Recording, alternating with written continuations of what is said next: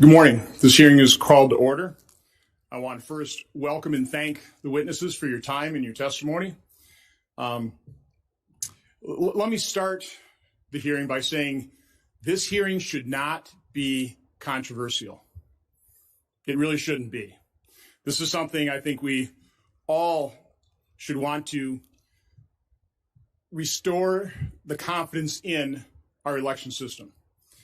A week ago, when I gave notice to this hearing, there were more standing issues and court cases than there are today. But even though courts have handed down decisions and the Electoral College has awarded Joe Biden 306 electoral votes, a large percentage of the American public does not believe the November election results are legitimate. This is not a sustainable state of affairs in our democratic republic. There are many reasons for this high level of skepticism.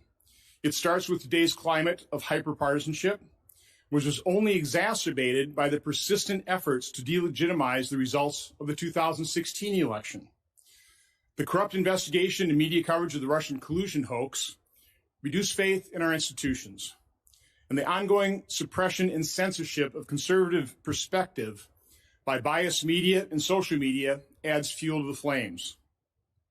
Senator Grassley's and my investigation and report on the conflicts of interest and foreign financial entanglements of the Biden family is just one example of how media suppression can and does affect the outcome of an election. It is both amazing and galling that all of a sudden, post-election, this has become a news story and a scandal worthy of investigation. With less than a month left in my chairmanship of this committee, the examination of irregularities in the 2020 election will obviously be my last investigation and last hearing as chairman. But oversight into election security should continue into the next Congress because we must restore confidence in the integrity of our voting system. As I said at the start, this effort should be bipartisan. In my statement announcing this hearing, I stated its goal was to, quote, resolve suspicions with full transparency and public awareness. What's wrong with that? That is what good oversight can accomplish. Unfortunately, Senators Schumer and Peters ignored my statement and instead chose to politically attack me in this hearing. As I commented in last Thursday's hearing on early treatment of COVID, closed-mindedness is a root cause of many problems we face. And just a quick aside about that hearing, about 7 days ago, it was attacked, unfortunately boycotted by Democrat members of this committee, except for a rather politically charged opening statement by Senator Peters. Two of those witnesses, two of those doctors who have the courage to treat COVID patients, told me, I think one of them told the committee, they're Democrats. And they were very disappointed by that boycotting by Democrats, that closed-mindedness, that politically charged opening statement. But to prove the worthiness and the value of that hearing, Dr. Corey, one of those Democrats, a person shown immense courage in treating successfully COVID patients, his 10-minute opening statement has received more than 4.4 million views in just the last 7 or 8 days. Obviously, Americans need that information. They have the right to know about early treatment, and they have the right to try early treatment. So my last pitch before I return to this hearing, if you or somebody you know gets COVID, seek a doctor. Again, you need doctor participation in this, but find a doctor who will at least consider and talk to you about early treatment. On with this hearing. In preparation for this hearing, I asked my staff to find out as much as they could about basic election mechanics, controls, and data flow.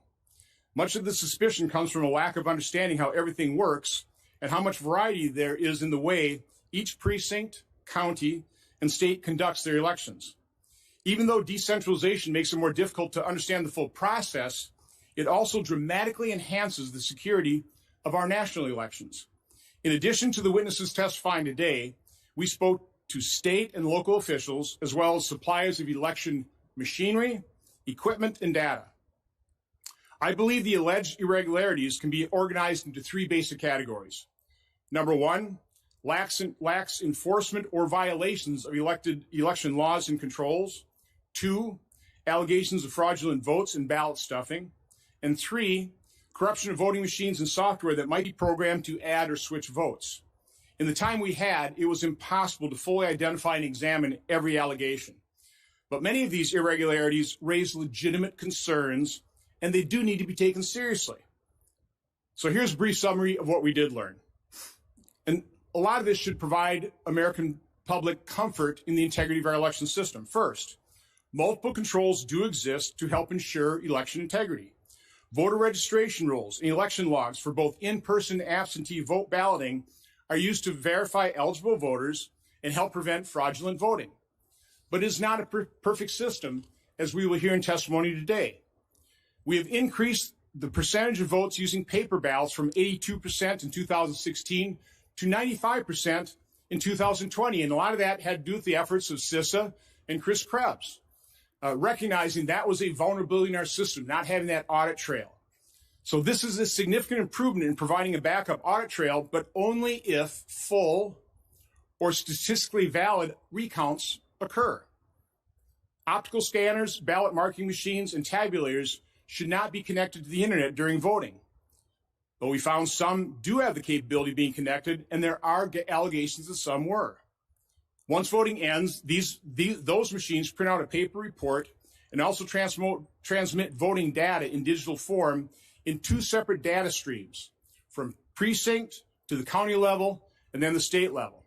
The first data stream, this is the official stream, is sent to the official state election management systems, and the second, unofficial stream is to the unofficial media reporting system through companies like Edison Research and the Associated Press. There is no uniform method of transmission. It is not fully automated, and thousands of human beings are involved in the process. So human error does occur, but that is what paper backups and post-election canvassing is designed to catch. Today we will hear testimony on how election laws in some cases were not enforced, and how fraudulent voting did occur, as it always does. The question that follows is whether the level of fraud would alter the outcome of the election. This year, in dozens of court cases, through the certification process in each state, and by the Electoral College vote, the conclusion has collectively been reached that it would not. However, lax enforcement, denying effective bipartisan observation of the complete election process, and failure to be fully transparent or conduct reasonable audits has led to heightened suspicion. The most difficult allegations to assess involve vulnerabilities in voting machines and the software used. In order to effectively determine the extent to which voting machines were subject to nefarious intrusion or other vulnerabilities, computer science experts must be given the opportunity to examine these allegations. This is a complex issue that has been under congressional scrutiny for years. Since 2018, I'm aware of 3 oversight letters requesting information from the main suppliers of voting machines. This oversight is focused on Election Systems and Software LLC, Dominion Voting Systems, Inc., and Hart InterCivic, Inc. Today we have a witness from the Election Assistance Commission, which certifies voting machines, to describe what has been done and what more can be done to address any vulnerabilities.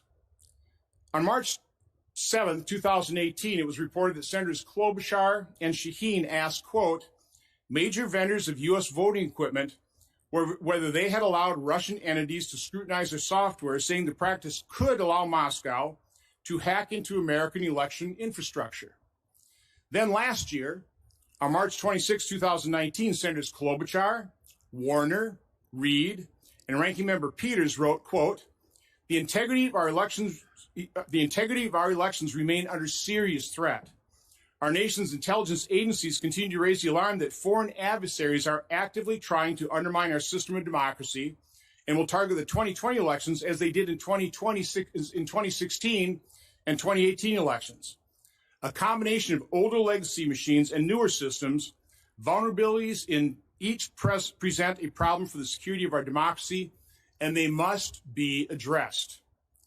And then on December 6, 2019, Senators Warren, Klobuchar, Wyden, and Congressman Pocan wrote, quote, we are particularly concerned that secretive and trouble-plagued companies owned by private equity firms and responsible for manufacturing and maintaining voting machines and other election administration equipment, quote, have long skimped on security in favor of convenience, leaving voting systems across the country prone to security problems. Moreover, again, this is a quote from that letter. Moreover, when state and local officials work on replacing antiquated machines, many continue to run an old software that will soon be outdated and more vulnerable to hackers. The letter continues. In 2018 alone, voters in South Carolina were reporting machines that switched their votes after they'd inputted them. Scanners were rejecting paper ballots in Missouri, and busted machines were causing long lines in Indiana. In addition, these senators write, researchers recently uncovered previously undisclosed vulnerabilities in nearly 3 dozen back-end election systems in 10 states. And just this year, after the Democratic candidate's electronic tally showed he received an improbable 146 votes out of 55,000 cast in a Pennsylvania state judicial election in 2019, the county's Republican chairwoman said, nothing went right on election day. Everything went wrong. That's a problem. These problems threaten the integrity of our election. Now, again, those were 3 letters from Democrat members of Congress. Now, maybe I missed it, but I don't recall the media or anyone else accusing these 8 congressional Democrats of indulging in, quote, quackery and conspiracy theories, unquote, quote, or their letters of being a, quote, ridiculous charade, unquote, as Senator Schumer did when he used those exact same words attacking me in this hearing on the Senate floor. The fact that our last 2 presidential elections have not been accepted as legitimate by large percentages of the American public is a serious problem that threatens our republic. I do not say that lightly. This hearing is part of what should be ongoing congressional oversight that is meant to transparently address that serious problem. So before I turn it over to Senator Peters, I do want to remark that this is my last hearing as chairman. I want to express the fact that I think it's been an honor and privilege to serve. I think our track record, even though a couple last hearings, some of these investigations have grown to be a little rancorous, I regret that, but I think we really have an excellent track record of achievement. Over 100 bills passed and signed into law in this committee, 200 others passed by the committee, maybe not signed into law, that can act as a foundation for future legislation. And so again, I just want to thank everybody for working together, staff. It's really been an honor and privilege. And looking ahead, I want to acknowledge Senator Carper had a very kind phone call to me just an hour ago. We'll probably be working in some capacity as chairman and ranking member in the committee on the permanent subcommittee investigations. And I look forward to trying to find those areas of agreement of things we can look into together to give the American people the information they need to know as it relates to government and other issues. So, Senator Carper, thanks for calling it. With that, I'll turn it over to Senator Peters. Thank you, Mr. Chairman, and thanks to our witnesses for being here today. You know, Mr. Chairman, if we have learned anything over the past few years, it's that we cannot take our democracy for granted. Our institutions and our democratic norms have been under assault, and when elected leaders fail to stand up to protect them, we just see how quickly things can erode. For generations, Americans have been a shining example for budding democracies around the world. We have shown the world that strong governments and free societies can thrive when political power is entrusted to the people. We have demonstrated that the will of people is above any one individual. And when voters choose their new leaders, power can be transferred peacefully. The president and many of his supporters are, unfortunately, continuing their efforts to undermine the will of the people, disenfranchise voters, and sow the seeds of mistrust and discontent to further their partisan desire for power. Whether intended or not, this hearing gives a platform to conspiracy theories and lies, and it's a destructive exercise that has no place in the United States Senate. Joe Biden won the election more than 5 weeks ago with 306 electoral votes and received the most popular votes for a presidential candidate in American history. All 50 states and the District of Columbia have certified those results. The Electoral College met Monday, and all affirm that Joe Biden will be the president on January 20th, 2021. It's a result that the majority of the American people recognize, along with the leaders of more than 150 countries around the world. Yet even after all of that, significant numbers of Republican elected officials have been slow to publicly acknowledge that Joe Biden will be the next president of the United States. I appreciate that yesterday, several of my Republican colleagues made their first public comments acknowledging this fact. And I appreciate that even the chairman's rhetoric around this election has evolved over the last 24 hours. But let me be clear, deciding to move forward with this hearing is still dangerous. Elected leaders who are chosen by the voters to help uphold our institutions and democratic values spent weeks either turning a blind eye or parroting provocative rhetoric and false claims about this election. By not speaking out earlier, even though they knew it was wrong, that there was no evidence to support these claims, and that this inflammatory rhetoric is harmful to our democracy, many elected officials gave the president and his supporters license to spread damaging lies about the election. We have known for weeks that there was no widespread voter fraud, a fact that President Trump's own Department of Justice has confirmed. There was no election interference, and the election wasn't rigged. In fact, independent election security officials and the Department of Homeland Security have called this election, quote, the most secure in American history, end of quote. We're going to hear directly from the former director of CISA, who will testify today about that fact. In the face of intimidation from the president and his supporters, including threats of violence and even death, election officials in states across the country certified their results as accurate. More than 50 post-election lawsuits filed by the Trump campaign have been dismissed or withdrawn, including by the United States Supreme Court, because there is simply no evidence to support these claims in a court of law.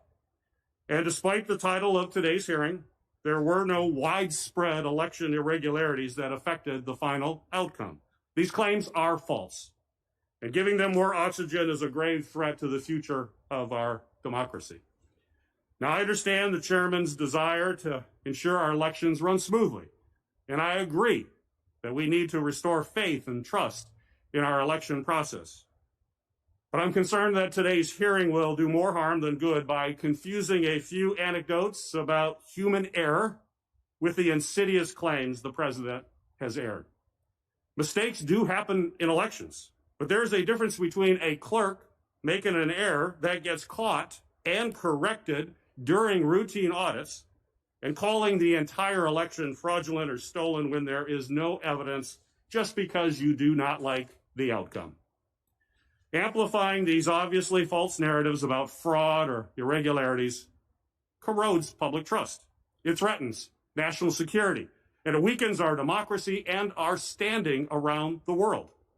Every time the president or his followers make these false claims, they destabilize our relationships with our allies and allow authoritarian adversaries to undercut American democratic leadership around the globe. Democracy and a free society are not guaranteed.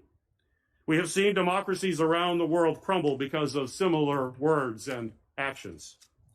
When executives abuse their power, when political leaders work to stifle the free press, and when they delegitimize the principle of one person, one vote, it puts our country on a dangerous path towards authoritarianism. I have faith that our democracy is strong and that it can withstand these attacks. But we need all of our leaders to speak up and condemn this harmful rhetoric. Preserving our democracy takes hard work, and I'm deeply troubled that we're at the edge of a crisis point. Now is the time for American patriots who love this country to say enough is enough. Now is the time for patriots to put our nation's founding ideals first, during a time when American democracy needs the strongest defense that we can give.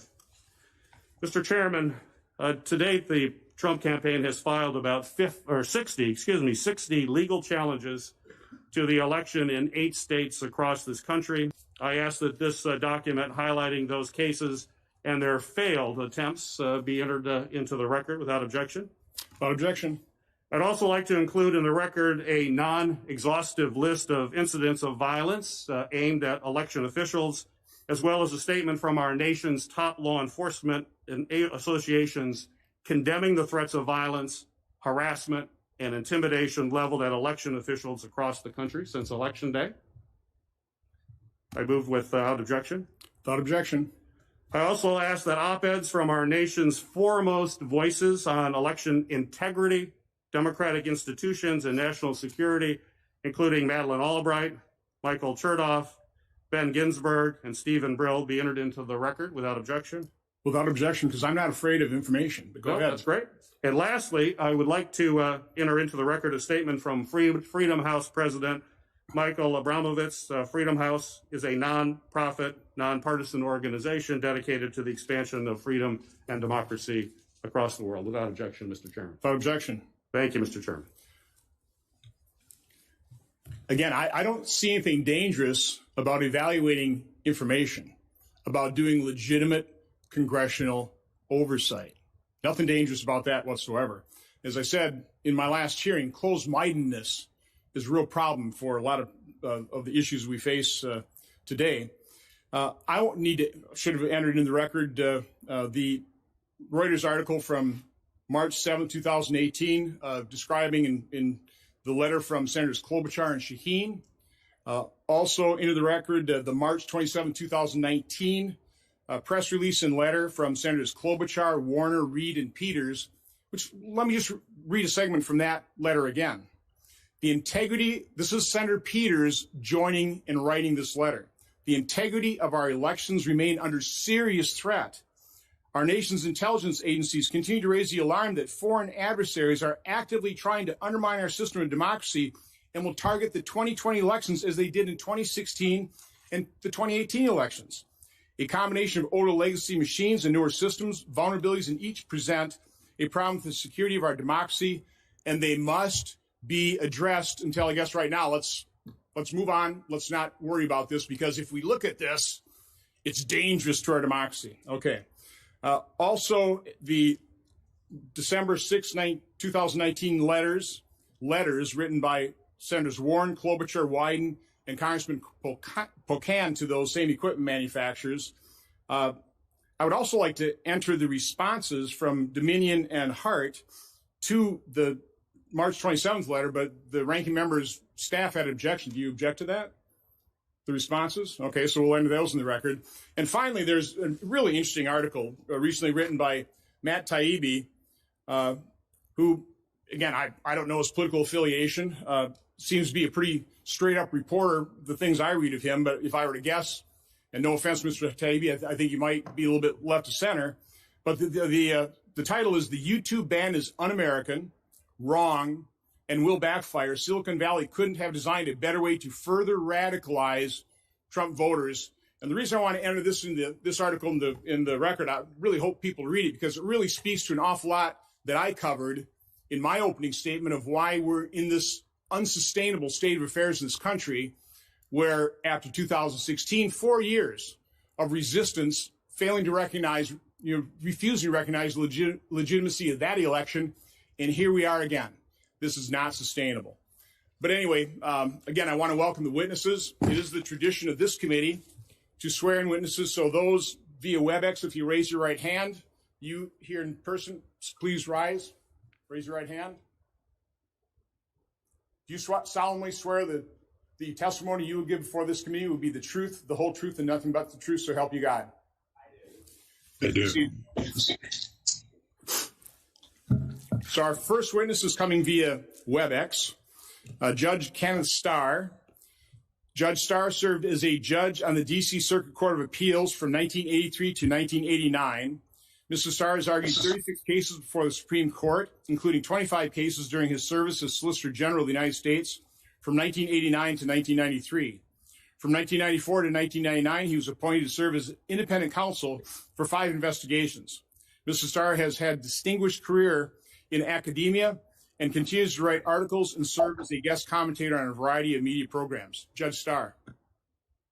Well, thank you, Mr. Chairman and Ranking Member Peters and members of the committee. It's an honor to be with you, even remotely. Over a century ago, the Supreme Court of the United States wrote this: "The right to vote is a fundamental political right, preservative of all rights." And over our 231 years as a constitutional democracy, the story of our American experiment is in no small part a story of expansion and inclusion. And that policy has been undergirded by a desire to achieve human dignity and equality of all persons. In the wake of the Civil War, very briefly, our constitutional history in terms of amendments governing voting. The 15th Amendment served as the capstone of the 3 post-Civil War amendments, which taken together abolished slavery, guaranteed due process and equal protection to all persons, and then expanding the right to participate to all persons. With the franchise expanding came 100 years ago, the inclusion of women in 1920 as a federal constitutional right, the 19th Amendment, the elimination of financial impediments to vote, the 24th Amendment in 1964. And finally, in the wake of the Vietnam War, the expansion of the vote in federal elections to include 18-year-olds, the 26th Amendment in 1971. And of course, along the way, Congress acted to foster the values of the 15th Amendment through the passage of the Voting Rights Act of 1964 with its extensions over time. Now, underlying this story of ever-expanding voting rights was an assumption, that is one of integrity in the process. Recall the scene in the wonderful movie Selma, as the would-be voter portrayed by Oprah Winfrey was unconscionably stymied in her effort simply to register to vote. Dishonesty caused disenfranchisement and enormous moral outrage. The flip side of racially motivated disenfranchisement is the bedrock concept of treat everyone fairly and be honest in the process. And this bears repeating. Honesty in the electoral process is fundamental to the social bonds that unite us as a free people, echoing the chairman's opening statement. And not surprisingly, the Supreme Court of the United States has severely warned about the dangers and the corrosive effects of dishonesty.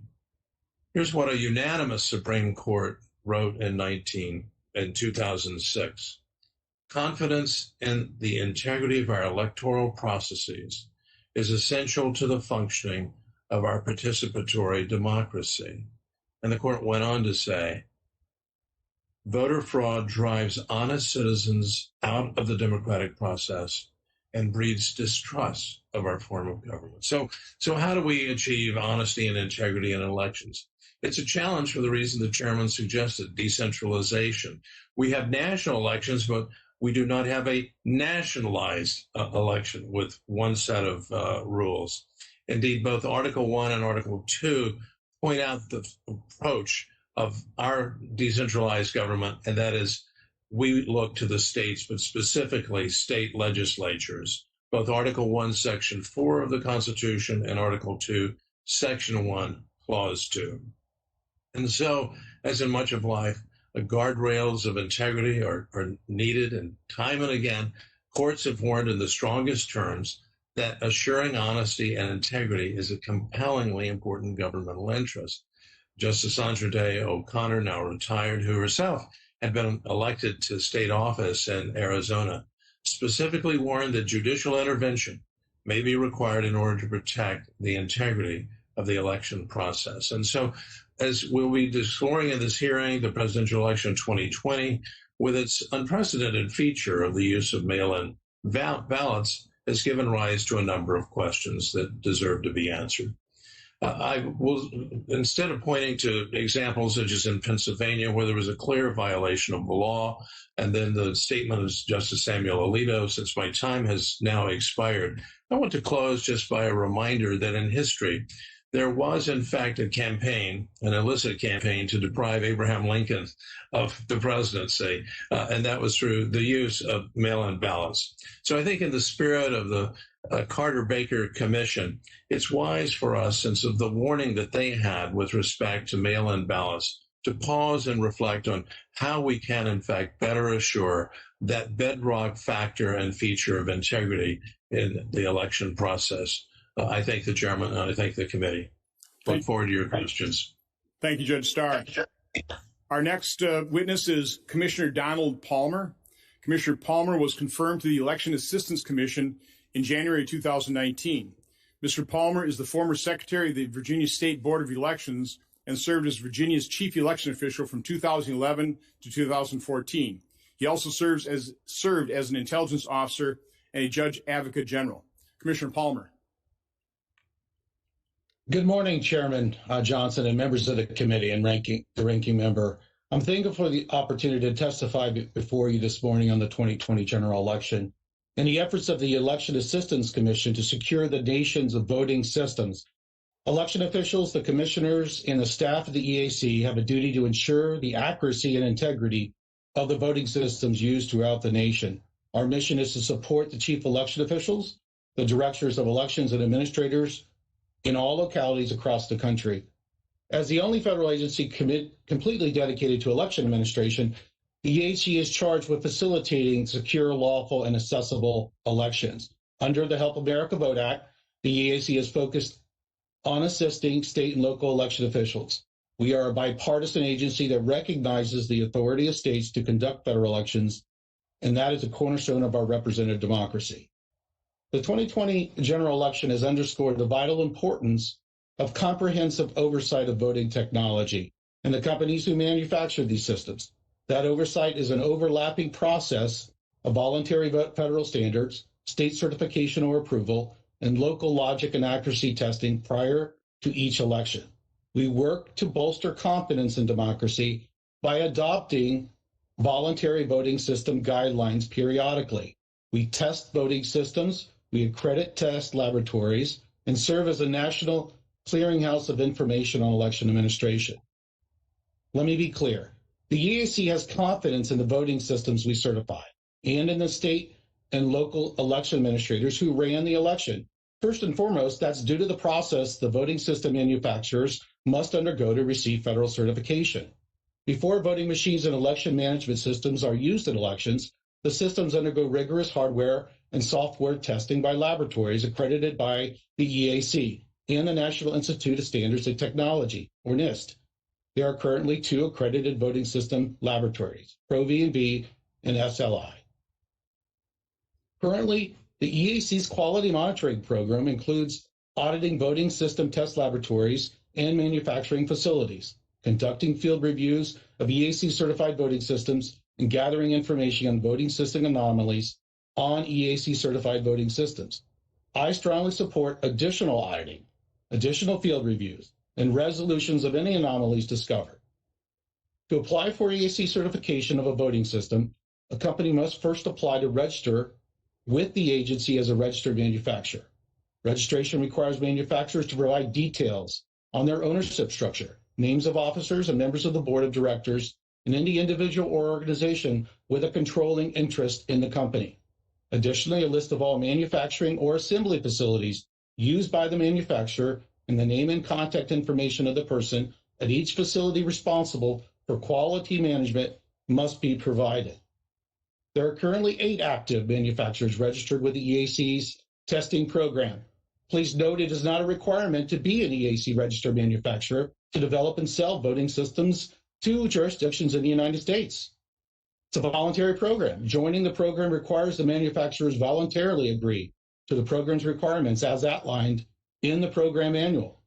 Requirements include complying with all EAC inquiries and investigations into the uses and status of fielded EAC certified systems.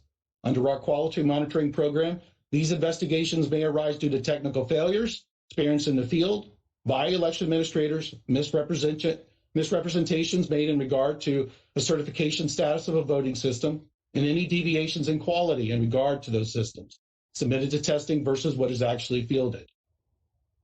The EAC staffed an election day war room to gather information on issues reported by the media and election officials.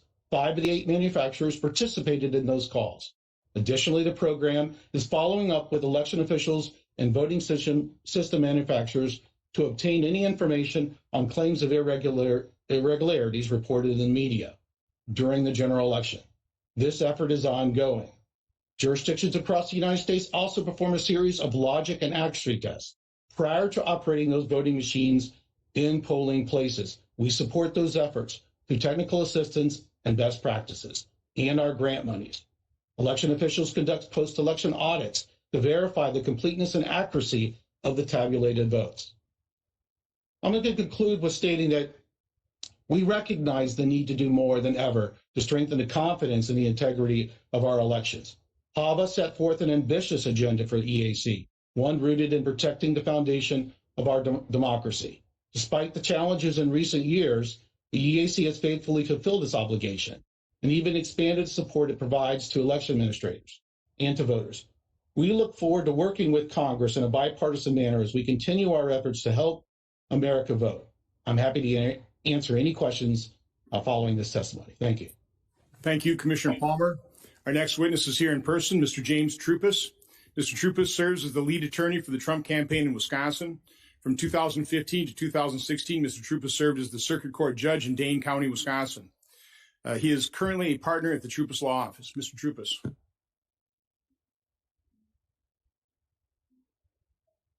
I'm honored to be here, Senator. Thank you for the invitation. I've submitted written testimony, which I'd ask to be in the record, and I'm going to provide additional remarks at this point. By the way, without objection, everybody's submitted testimony is automatically entered in the record. So go ahead.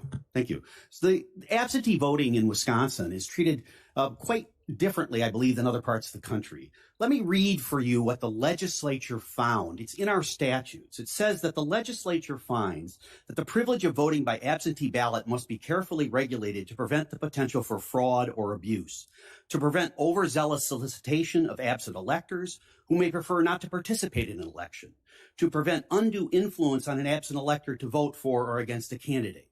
As a consequence, our laws are strictly construed, and even more so, let me read again from the law, results which do not comply with those regulations, quote, may not be included in the certified result of any election.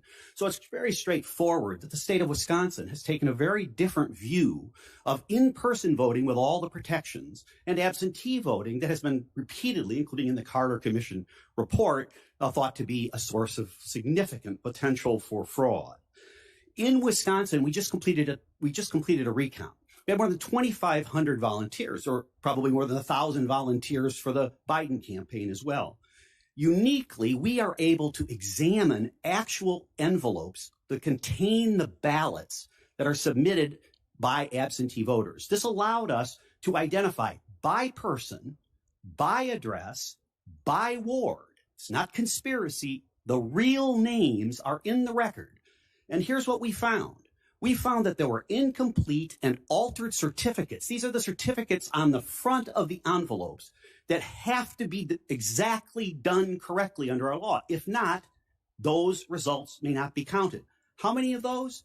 More than 3,000 of those identified by person were nonetheless counted, even though they are clearly invalid under the law. A second category. Initials of clerks are placed on all of those envelopes. Why? Because the clerk identifies it having been properly received and identification is provided. That's the check in advance of the election. What did we find? More than 2,000 of those ballots in Dane and Milwaukee County had no initials at all, but nonetheless, they got counted. We also have special laws in Wisconsin with regard to voting in advance. We do not allow advance voting. We allow in-person and and other voting as absentees. So anything before Election Day is under our absentee rules. What did the city of Madison do? They created a system where people could arrive at a park, hand in their ballots in envelopes 5 weeks before the election. They also created boxes, no controls at all, just boxes on corners that you could throw the ballot in. No attempt at all. And our statutes explicitly say there are only 2 ways to submit an absentee ballot: in person or delivery to the clerk's office. That's it. Nothing else is allowed. And yet the city of Madison, we had 17,271 ballots in this category that we identify.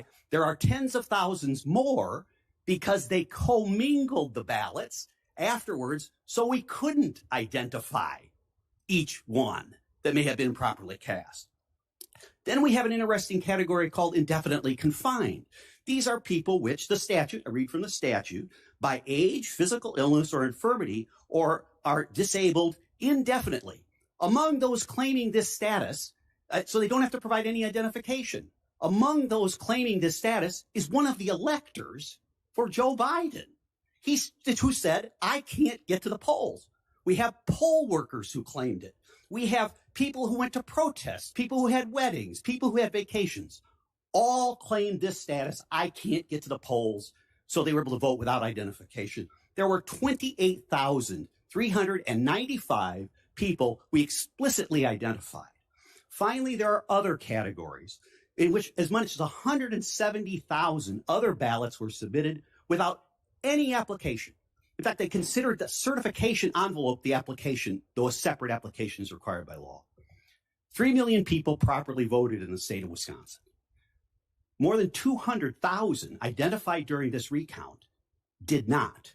But those votes got counted, and our statute says they should not have been. That, in our view, is a taint on our election in Wisconsin. Thank you. Thank you, Mr. Troupis. And I believe Joe Biden won our state by about 20,000 votes. Correct. And you're talking about over 200,000 that were outside of our law that probably, if the law would have been followed, probably shouldn't have been counted. Correct. Should not have been accepted, shouldn't have been put in the ballot pool. And of course, the remedy is not particularly pleasing, which is one of the reasons the decision went its way. I'll come back to you. Our next witness is via WebEx, Representative Francis Ryan. Representative Ryan has served in the Pennsylvania House of Representatives since 2016. Mr. Ryan is a certified public accountant, and prior to his election, ran a practice that focused on corporate restructuring and management. Mr. Ryan is a retired Marine Reserve Colonel who served in the Central Command Special Operations Officer in Operation Enduring Freedom. Representative Ryan.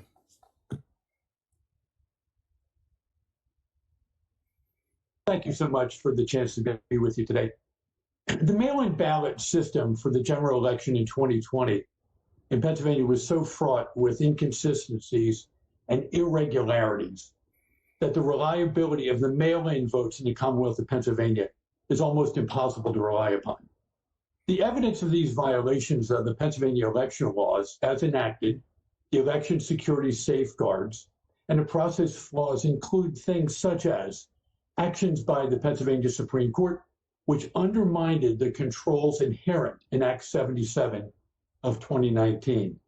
The controls which were undermined included on September 17th, 2020, the Supreme Court unilaterally extended the deadline for mail-in ballots to be received to 3 days after the election. They mandated that the ballots mailed without a postmark would be presumed to be received and allowed the use of drop boxes for collection votes. And then on October 23rd, 2020, upon a petition from the Secretary of the Commonwealth, ruled that mail-in ballots need not authenticate signature for the mail-in ballots, thereby treating in-person and mail-in voters dissimilarly and eliminating a critical safeguard against a potential election fraud. And this is one of my main reasons for believing that it's difficult to believe that the mail-in voting process can be relied upon. Then there were also actions and candidly inactions by the Secretary of State, which undermined the consistency and controls of the election process. On November 2nd, the night before the November 3rd election and prior to the prescribed time for pre-canvassing mail-in ballots, the Office of the Secretary of the Commonwealth encouraged certain counties to notify party and candidate representatives of mail-in voters whose ballots contained defects. In certain counties, watchers were not allowed to meaningfully observe the pre-canvassing and canvassing activities relating to the absentee and the mail-in ballot process. Those are at what I would call the strategic level. At the operational level, there were a significant number of issues that resulted from those issues. The Pennsylvania election system is the Shore system, and some of the issues that took place actually called into question the consistency. For example, in the case of an overvote in case of Philadelphia County, on November 4th, 11:30, the Department of State posted updated mail-in vote counts for Philadelphia County, showing 508,112 ballots, despite the fact that only 432,873 ballots were, in fact, issued to voters. This data was later corrected, but the question becomes who had the authorization to change and correct that information and who had access to the system. Any type of system control would ask for that. Additionally, on a data file on November 4th, 2020, the Commonwealth of Pennsylvania's Open Data Record site reported 3.1 million ballots sent out. In a prior discussion that was had the day before the election, it was indicated that there were 2.7 million that were sent out. And efforts to attempt to reconcile those numbers have not yet been successful and still need to be resolved upon. Recently, a newly available data voter set from data.pa.gov, which had been offline for weeks, indicated the last update had been done on November 16, 2020. The download of November 16, 2020 shows 75,505 more ballots returned on 11/16 than the comparable download on November 15th.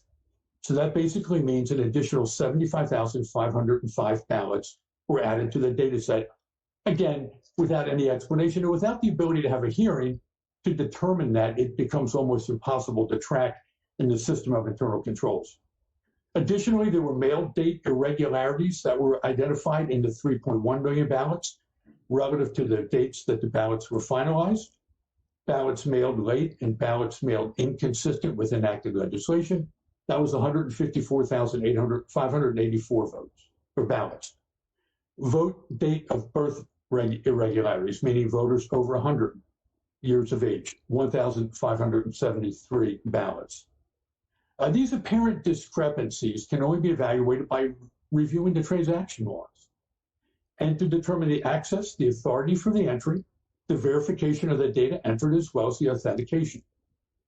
Anytime you have this type of system of internal controls, as a CPA, you would want to ensure that the system of internal controls is reasonably designed to deter wrongdoing. Before and after the election on November 3rd, 2020, the efforts by the State Government Committee and other members of the Pennsylvania legislature to obtain oversight information and relevant data to confirm or deny claims of improprieties were stymied throughout. Even an effort to have a hearing on November 20, 2020 with Dominion Systems was canceled after Dominion Systems indicated they were concerned about litigation concerns. Candidly, without knowing the answer to these questions, and due to the magnitude of the potential discrepancies and closeness to the elections, the results of the 2020 presidential election in Pennsylvania would just be completely difficult, if not impossible, to determine with conclusiveness. And Mr. Chairman and Ranking Member, thank you so much for your time, and I look forward to your questions. Thank you, Representative Ryan. Our next witness is Mr. Jesse Binnall. Did I get that right? You did. Wow. Mr. Binnall is an attorney for the Trump campaign and is lead counsel for the campaign in Nevada. He is currently a partner at the law firm of ᴪᴜᴜIᒪY. Mr. Binnall. Thank you, Mr. Chairman.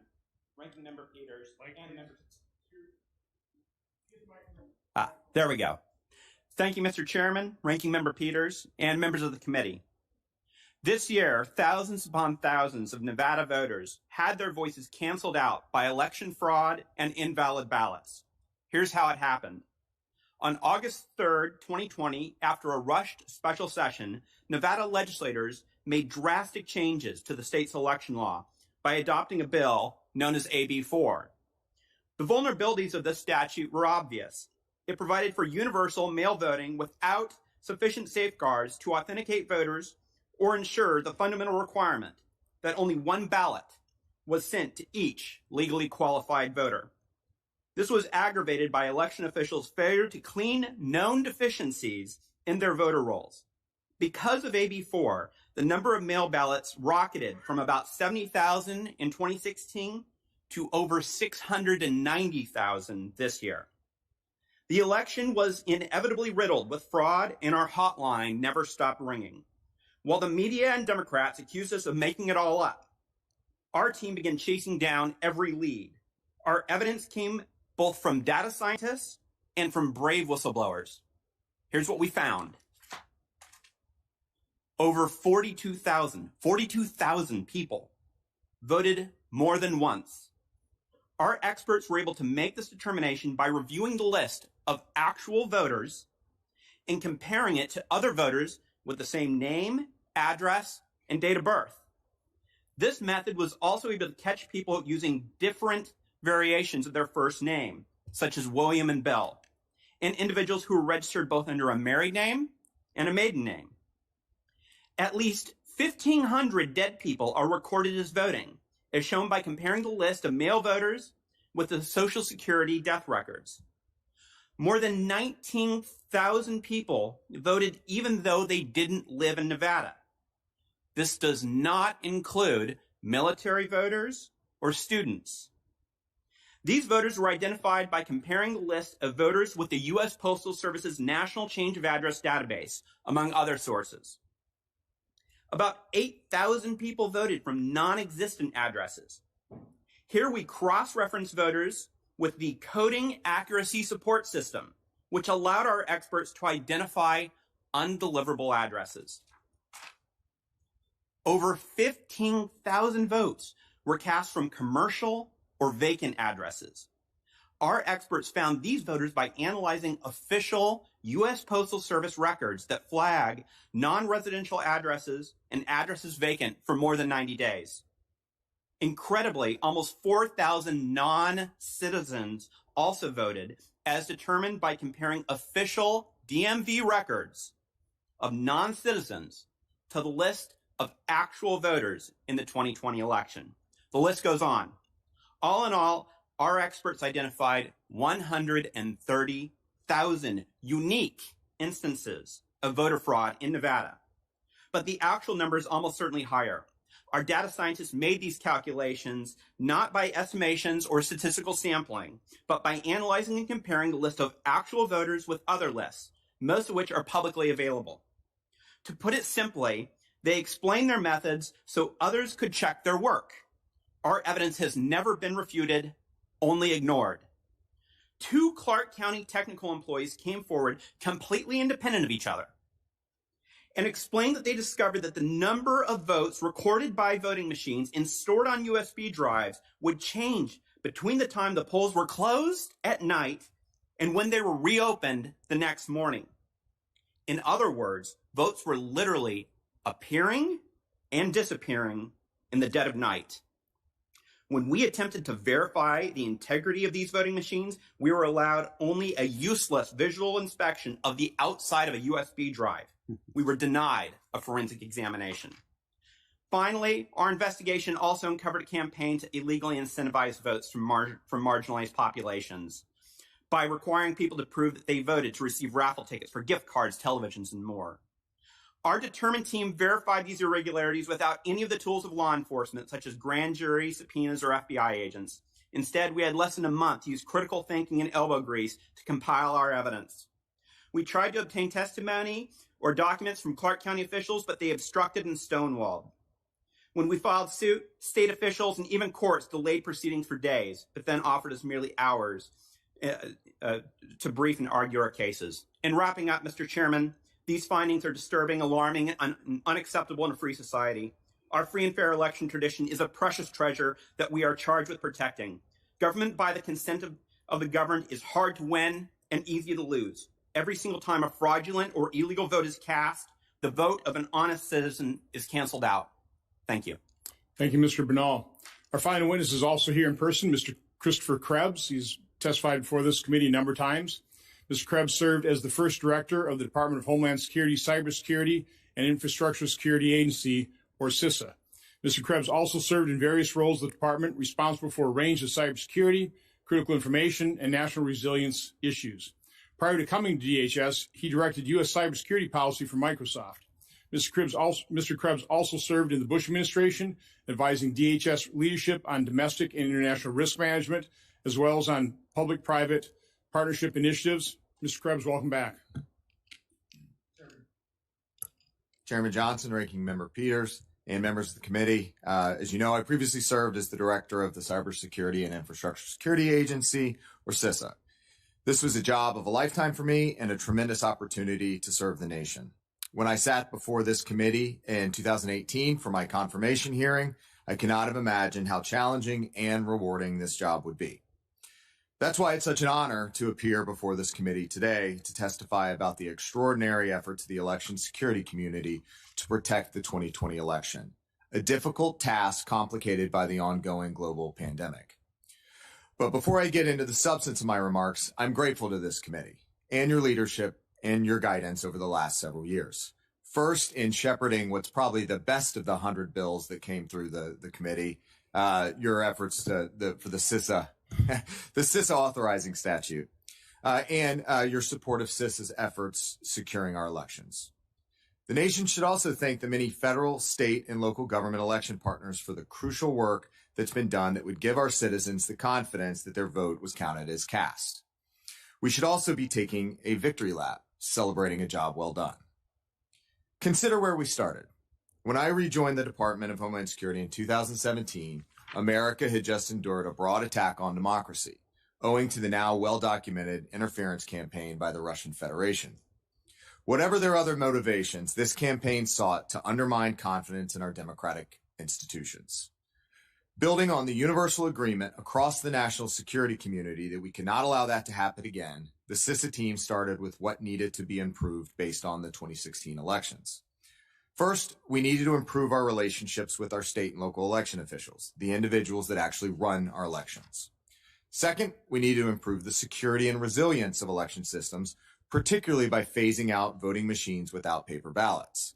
Third, federal agencies needed to move faster, work better together with each other and our state and local counterparts, and be more proactive in order to detect and prevent attacks on our democracy. Over the course of the last few years, we met these challenges. We improved CISA's relationships with key partners through constant engagement in building an election security community of practice. This improvement is perhaps best represented by an election-specific information sharing and analysis center made up of all 50 states and thousands of jurisdictions. We improved the security of systems, scanning for vulnerabilities in election systems, providing intelligence briefings and rapidly alerting to emerging threats, and deploying security sensors, among other measures. And while we were principally focused on stopping actual hacks, we also had to contend with perception hacks, a form of disinformation which we countered with our rumor control website. We contributed to the cross-agency effort to protect the 2020 election by surging coordination and collaboration with our partners across the national security space. In conclusion, because of these and other efforts, on November 12, 2020, government and industry representatives from the election security community issued a joint statement reflecting a consensus perspective that the 2020 election was the most secure in U.S. history. That statement reflects the confidence these officials gained based on years of work poured into improving the security and resilience of our elections. It was based on the strong operational relationships developed across the election security community. It was based on the tremendous partnership between CISA, under the thoughtful guidance of this committee, the FBI, the Election Assistance Commission, the Department of Defense, and the intelligence community. It was based on an intimate understanding of how our elections work here in the U.S. It was based on the increase in paper ballots and audits across the nation. And probably most importantly, it was based on the professionals, the heroes that conduct elections in this country. While elections are sometimes messy, this was a secure election. Of that, I have no doubt. Chairman Johnson, Ranking Member Peters, and members of this committee, thank you again for the opportunity to be here today, for your leadership, and for your support of ᔕSA. I look forward to answering your questions and sharing more about our efforts to protect 2020. Thank you, Mr. Krebs, for your past service. And by the way, I think under both the Obama administration and the Trump administration, while I've been chairman, I think DHS, now in the form of ᔕSA, has done a very good job, as you talked about, from 82 to 95% paper ballots, and that's improving our election integrity.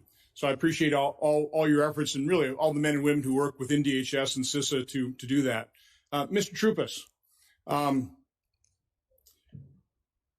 the decision by the Wisconsin Supreme Court obviously went against you, maybe not totally against you. I did read the rather scathing dissent from the chief judge. Can you just describe exactly in summary fashion, what the Wisconsin Supreme Court's decision was based on your lawsuit, talking about all the areas that you have concern with? Certainly. So the Wisconsin Supreme Court was urged by the Biden campaign not to address any substantive issues. And that's exactly what happened. The Biden campaign argued to the court that we're not going to talk about any of the substantive things. We're not even going to dispute the things I just brought up to you. But instead, you just shouldn't hear them because a state agency, the Wisconsin Election Commission, had authorized some of these activities. And candidly, as Chief Justice Roggensack and other dissenters held, one, the claims are substantive, they are substantial, and they needed to be addressed. Second, the Wisconsin Election Commission is a bureaucratic organization explicitly that the same court just 4 months ago said has no meaning. It is not law. It is some advice given, and that the statute should control. We were disappointed, not so much in the decision, but in the fact that the decision itself is premised not on an analysis of the law, nor the analysis of the claims. It's an idea that we should not have a transparent system, that you're not going to address these things. And that's what they argued. So it's disappointing, especially in Wisconsin. And Senator Johnson, as you know, we have a long history in Wisconsin, unlike other states, of high transparency. Our recounts were conducted with utmost integrity by both Milwaukee and Dane County, with thousands of volunteers able to look at those items. And it's really a sad day, frankly, when the opposition doesn't argue we're wrong. It argues we shouldn't be heard. That's a strange thing in a state that is so transparent as ours. Just real quick, I know former Director Krebs talked about the men and women who run these elections. I had about at least a half-hour phone conversation with the county clerk of my town of Oshkosh voting precinct and gave me all kinds of good information. I will tell you, if every county clerk ran their elections like Jeanette Mertens does, we'd have a completely secure election. So I think that's true of the vast majority of elections in different precincts. Mr. Bernal, Mr. Troupas was talking about the law that he was arguing before the Wisconsin Supreme Court was basically ignored. You had a similar statement that it wasn't that the information that you just presented to the committee, it was never rebutted, it was simply ignored. Can you talk about that? Yes, Mr. Chairman. It was extremely disappointing that rather than address our issues and the data that we presented head on, they simply tried to use technicalities and limiting our evidence, limiting the amount of witnesses we could bring forward, saying that we couldn't introduce any live testimony, but only 15 depositions, only use 15 depositions to show 130,000 instances of voter fraud. And then when it went to the Supreme Court of Nevada, they gave us 2 hours to brief the issues before immediately coming down with a decision. A record was over 8,000 pages long. We were never fully considered by those courts. They never took a good hard list at hard evidence. So, Mr. Krebs, I've obviously, you've testified here on this specific issue, the potential for foreign interference to have an impact on our elections. We've had private conversations.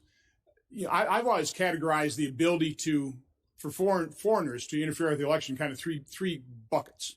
One is changing the vote tallies on the machine. Secondly is hacking into voter registration files, which could cause all kinds of problems, but quite honestly, probably be detected on election day when there's chaos.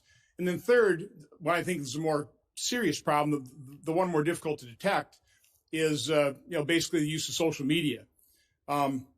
You quoted which I can't remember, was that CISA group that declared this the most secure election in our history? Yes, sir. That was the Joint Government Coordinating Council and Sector Coordinating Council statement. Okay. One of the reasons I've always stated, based on our discussions, your testimony, that, to my knowledge, it's almost impossible to change the vote tally by hacking into these computers was based on the fact that, well, these things are not connected, and most of them don't even have the capability of being connected to the internet. Based on all these allegations people are talking to, it sounds like some of these machines are showing the tabulators can and are connected to the internet. So can you just kind of explain to me what, again, the whole voting machine, tabulation, internet connections is just a huge, confusing mess. Can you speak to that? So I think it's important to step back and actually look at how votes are cast in the country, particularly with paper ballots, and that regardless of any internet connections, regardless of any foreign hacking, as long as you've got the paper receipt. Okay, but let me stop you there. I acknowledge that. Yes, the paper backup is the control if it's used. That was going to be my next question. So set aside the control of the machine process. What is capable? Again, I kind of want to know on what basis, what aspects of this is the most secure, because when you listen to Mr. Troupis and Mr. Bernal, there was fraud in this election. I don't have any doubt about that. There was fraud. We just don't know the extent, and we don't know what the remedy would be when identified. Okay? So again, just speak to the computer aspect of this, the connection to the internet, the possibility if these machines are connected to the internet, or if in the certification process, because I think Mr. Palmer, in our discussions, you were talking a little bit about the fact that people attempted to change the controls or the program in these computers inside that certification process. But Mr. Krebs, just talk to the computer aspect of this, because again, it's the most difficult and confusing aspect of these allegations. There are a number of different systems and machines and computers involved in the entirety of the election process, from registration through ballot design, through ballot printing, to actual voting, into the tabulation and post-election process. Throughout, you're going to, particularly where a vote is cast on election day, those machines tend to and should not be connected to the internet, certainly as a best practice. But some have the capability, don't they?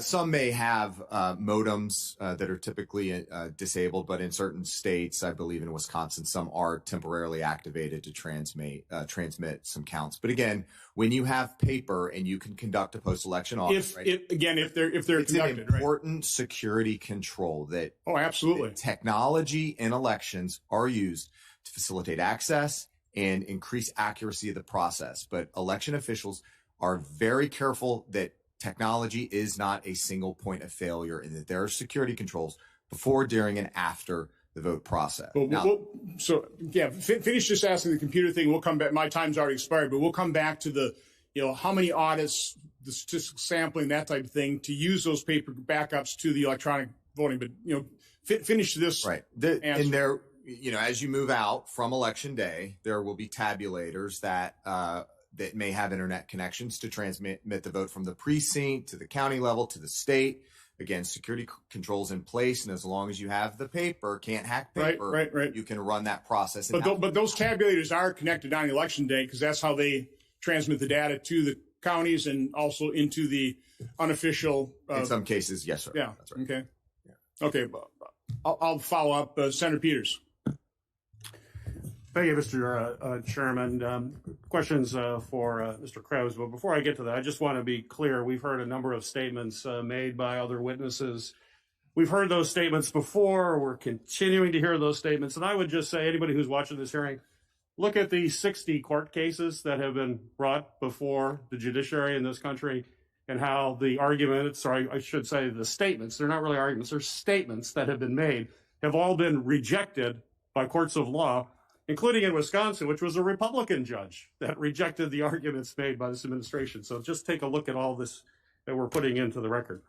Mr. Krebs, ᔕA has the primary responsibility for working with state and local election officials and the private sector to secure our election infrastructure. I think it's important for folks to realize where you sat and what your responsibilities. And in essence, you were tasked with coordinating with thousands of your partners across the country to ensure the integrity of the 2020 election. That was your job. And by all accounts, you were very successful at that. President Trump's own Department of Justice concluded, and I'm going to quote the Department of Justice in the Trump administration, "We have not seen fraud on a scale that could have affected a different outcome in the election," end of quote. The Election Infrastructure Government Coordinating Council, Executive Committee, and the Election Infrastructure Sector Coordinating Council, comprising of federal, state, and local government officials and numerous private sector organizations from all around the country, jointly call this, quote, "the most secure in American history," end of quote. You also echoed this statement, and when you echoed that statement, you were fired by President Trump. He didn't want to hear that, clearly. So my question to you, do you stand by that statement? Have you seen anything in the week since November 4th that would lead you to change your mind? And have you identified any credible claim of widespread election irregularities? I stand by the claim. I said it in my opening statement. It's in my written testimony. I'm yet to see anything from a security perspective that would change my opinion on that. Fraud is a different matter. It's a criminal matter. But again, bolstered by the Attorney General's statement from last week or recently, again, nothing to change my opinion of that matter. So yet, despite this, after more than 5 weeks now that the president has lost, and numerous public officials have continued to pressure state and local elected officials to push what are demonstrably false narrative that election irregularities should somehow make him a winner in this race.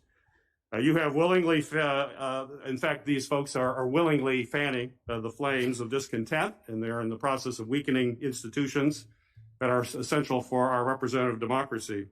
My question to you is, what is the danger, in your estimation, to the democratic process to challenge the legitimacy of an election and deny its results in the absence of any credible evidence?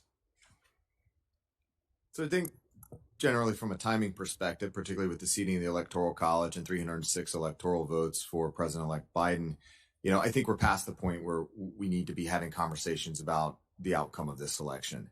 I think that continued assaults on democracy and the outcome of this election that only serves to undermine confidence in the process is ultimately, as you both have said, ultimately corrosive to the institutions that support elections. And going forward, it will be that much harder. The trick about elections is that, you're not so much trying to convince the winner they won, it's the loser that they lost. And you need willing participants on both sides. And I think we've got to get back to that point. Otherwise, we're going to have a very difficult time going forward, maintaining confidence in this American experiment.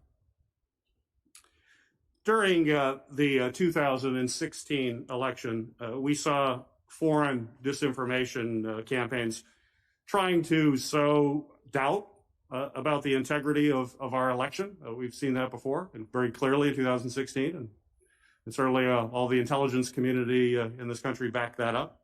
And so, in fact, ᔕA's rumor control page was actually created within your agency. You mentioned it in your testimony to address foreign disinformation having an impact on the election.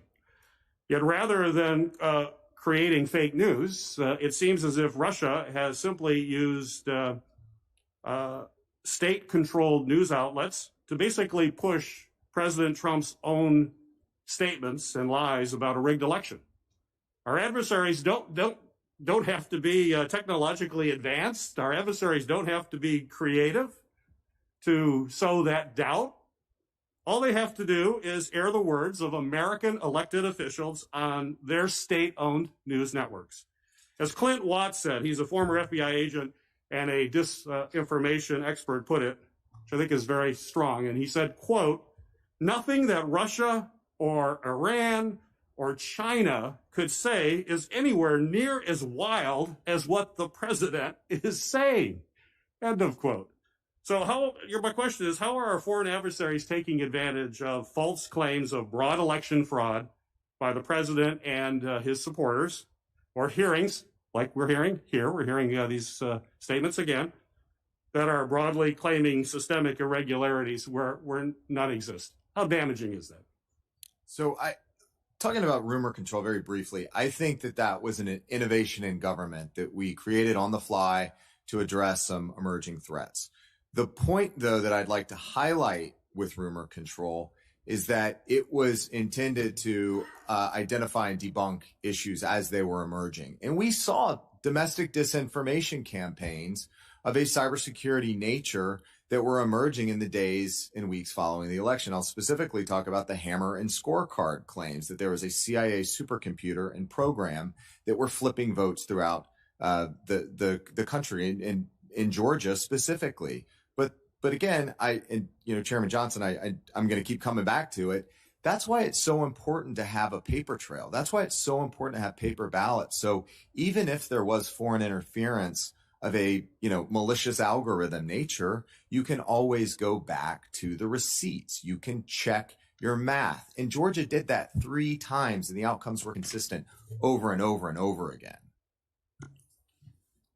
Which, by the way, is precisely why I brought that up in my opening statement. That should provide comfort that we have that paper backup. But I just have to talk about Russian disinformation, because the people peddling it are not on my side of the aisle. Senior Democrat leaders, including Ranking Member Peters, were involved in a process of creating a false intelligence product that was supposedly classified. They leaked to the media that accused Senator Grassley, the President Pro Tem of the Senate, and myself of accepting and disseminating Russian disinformation from Andrei Derkach. I'd never heard of the person until they brought it up. Senator Peters introduced that false information, Russian disinformation, into our investigation record. 50 people associated with the intelligence community after our Hunter Biden investigation and the revelations of the Hunter Biden computer said, "Oh, this is Russian disinformation." Now we find out, it's a real investigation by the Justice Department. So it's just galling, and I just have to point out that the purveyors of Russian disinformation, Hillary Clinton's campaign, the DNC, the Steele dossier, the Ranking Member Peters accusing Senator Grassley and I of disseminating Russian disinformation, that's where the disinformation is coming. That's where the false information, the lies, the false allegations. I can't sit by here and listen to this and say that this is not disinformation, this hearing today. This is getting information we have to take a look at to restore confidence in our election integrity. We're not going to be able to just move on without bringing up these irregularities, examining them, and providing an explanation, and see where there really are problems so we can correct it moving forward. Senator Paul. Mr. Chairman, I got to respond to that. I mean, you're saying I'm putting out information. Well, one, it had nothing to do with this report. You lied repeatedly. I did not. You lied repeatedly in the press when I was spreading Russian disinformation, and that was an outright lie. And I told you to stop lying, and you continue to do it. Mr. Chairman, this is not about airing your grievances. I don't know what rabbit hole you're running down. You talked about Russian disinformation. Senator Paul. This is simply not what we're dealing with. Well, Mr. Chairman, you can't make these false allegations and then dropping it there. That is why this needs to return back to its partisan things. This is terrible what you're doing to this committee and all the great work that you talked about. It is what you have done to this committee. It is not falsely accusing the chairman of spreading disinformation. Nothing could have been further from the truth, and you're spouting it again, which is why I had to respond. Senator Paul. Mr. Chairman. Judge Storm. This is outrageous. Judge Storm. It's been alleged that 60 courts have refused to hear these cases. Therefore, there was no fraud in the election. I guess another way of looking at this is that the court cases have been refused for procedural and technical reasons. When you see the 60 court cases rejected, do you think that's a conclusion by our court system that there is no fraud, or do you think that the court cases were primarily rejected for procedural reasons? Right, Senator Paul, it is my understanding that the vast majority of these cases were rejected for rightly stated procedural reasons, as opposed to merits-based or substantive-based evaluations. And of course, we saw that very recently, and I think most dramatically, by the Supreme Court's unanimous rejection of the bill of complaint filed by the Texas Attorney General, my home state here. And the entirety of the decision was based upon the legal concept of standing. You just don't, Texas, have standing to object to what happened in Wisconsin or Pennsylvania or whatever. And that is a reasonable ruling. There are those who would quarrel with it, in that we are a United States of America, and if something bad happens in one state that ends up having an effect on another state, we have such respect for our states as sovereign entities within our union that the argument is, I think, quite reasonable. And I think others think it's quite reasonable that at least the matter should have been heard under the original jurisdiction. I think that's a key example. Yeah, and I think it's important, though, that we look at this and understand what courts are saying and not saying. The courts have not said there wasn't fraud. The courts just simply didn't rule on or hear from the fraud. I do think there's an important issue here, though. The fraud is one aspect of this, and I think courts have historically been reticent to get involved in elections and to look at fraud. But moving forward, we've got to change the rules or reevaluate our state rules in order that this doesn't happen again. We can't just sit by and say, oh, we're going to let it happen again. There is another important aspect to this, though, that is a legal aspect that I think does need to be heard by the courts. And I don't know if it can be heard beyond the election, but I think should. And this is the question of whether or not people who are non-legislators can change the election law. And this happened in many, many states. Probably 24 states decided to accept ballots after the election. 24 states decided they could mail out applications or mail out ballots, all without the will of the legislature. Do you think there's any hope for any of this being heard, Judge Starr, outside of the concept of changing the election? Is there any possibility any court's going to ever hear this and say that it was wrong that secretaries of state changed the law in the middle of this pandemic without the approval of the legislature? Or do you think there's no hope because it's mixed up in electoral politics? Judge Starr. I think there is a possibility because this issue may return in light of this unprecedented use of mail-in ballots. And the concern that is a bipartisan concern, again, the Carter-Baker Commission, that we need to look at these issues. And so I think there is a doctrine, Senator Paul, to essentially say this issue may recur again, so it should not be washed out as being moot, because there's a very important principle here, as I made in my opening statement and in my written statement. The Constitution is very clear that it is the prerogative of state legislatures to determine what these rules and laws are. And that was, I must say, flagrantly violated in Pennsylvania and perhaps elsewhere as well. Yeah, see, I think the legal question there is a very easy one to decide. I think even as a physician, I can figure out that the Secretary of State cannot create law. I do think, though, that many of us who wanted this to be heard by the Supreme Court and are disappointed actually also might be disappointed by the precedent of Bush versus Gore, in the sense that I think Bush versus Gore's precedent is shutting down elections that have been certified. They weren't going to continue to count the hanging chads. The Secretary of State had certified it. So I actually think that the Bush versus Gore precedent actually argues against the Supreme Court overturning certified elections. Do you have an opinion on that? I don't have an opinion on that specifically. I think that Bush v. Gore stands for this basic proposition. You cannot have changes in election laws after the fact. You must, in fact, be faithful to what the state legislature has done. That's also what Justice Alito said in his opinion, I think essentially condemning, but certainly identifying as a huge issue what had happened in Pennsylvania. So I think all in all, Bush v. Gore is just a reiteration of our constitutional structure. Thank you. Mr. Chairman, as we go on with this, I think it's important that we not stop here. A lot of the laws that have to be confirmed and I think reaffirmed are state laws, so it's not in our purview.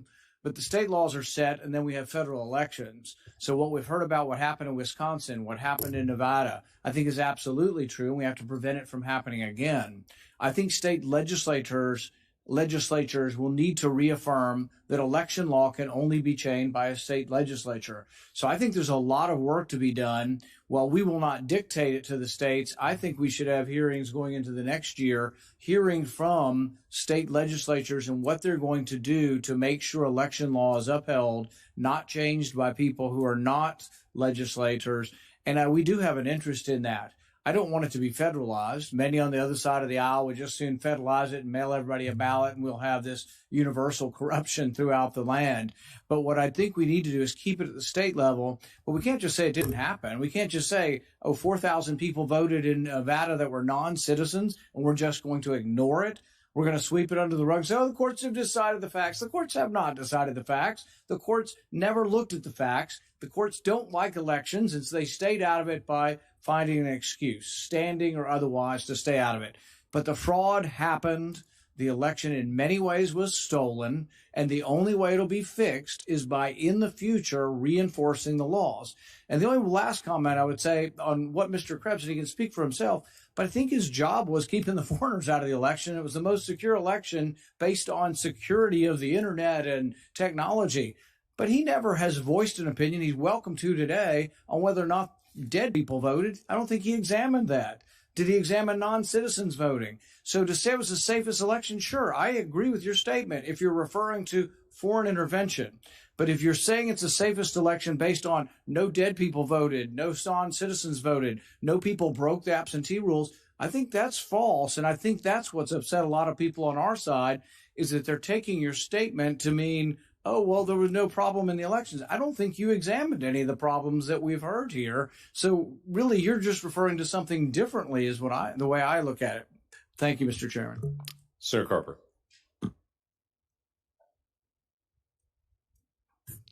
Thanks, Mr. Chairman. To our witnesses, those that are here, those that are afar, we welcome you. I just want to say to Chris Krebs, on behalf of many of us on both sides of the aisle, thank you for your leadership, for a job well done. Thank you for your courage to speak truth to power.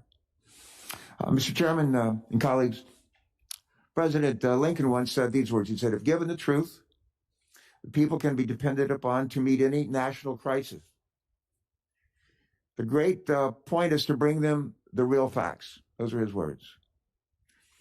That's what we in the Navy call the straight skinny, the straight skinny. And with all due respect, the American people have had the facts with respect to the outcome of this election for some time now. The truth, the straight skinny, if you will, is staring us in the face. It may not be what President Trump and his supporters wanted, but Joe Biden and Kamala Harris received more votes than any ticket in American history. That's a success for our democracy. It's something we ought to be celebrating. A success made possible in the middle of an unprecedented pandemic, thanks to ordinary citizens who volunteered as poll workers across the country. Many of them risked their own health to oversee a fair count, while hundreds of thousands of postal workers worked tirelessly to deliver absentee ballots. U.S. Cybersecurity Infrastructure Agency, ably led by Chris Krebs, has called this election the most secure in American history. He's called it that again here today. And throughout this country, courts have flat out rejected claims of elected irregularities.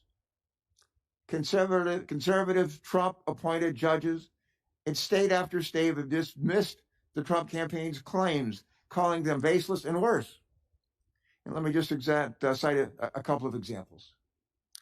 In response to the legal challenge from the Trump campaign in Pennsylvania, a federal judge appointed by President Trump and a longtime member of the Conservative Federalist Society wrote that, quote, charges of unfairness are serious, but calling an election unfair does not make it so. Charges require specific allegations and then proof. He went on to say, we have neither here. And one of the most strongly worded opinions came from a Wisconsin state justice who served as president of a chapter of the Federalist Society and as chief legal counsel to former Republican Governor Scott Walker. Here's what he said. Something far more fundamental than the winner of Wisconsin's electoral votes is implicated in this case.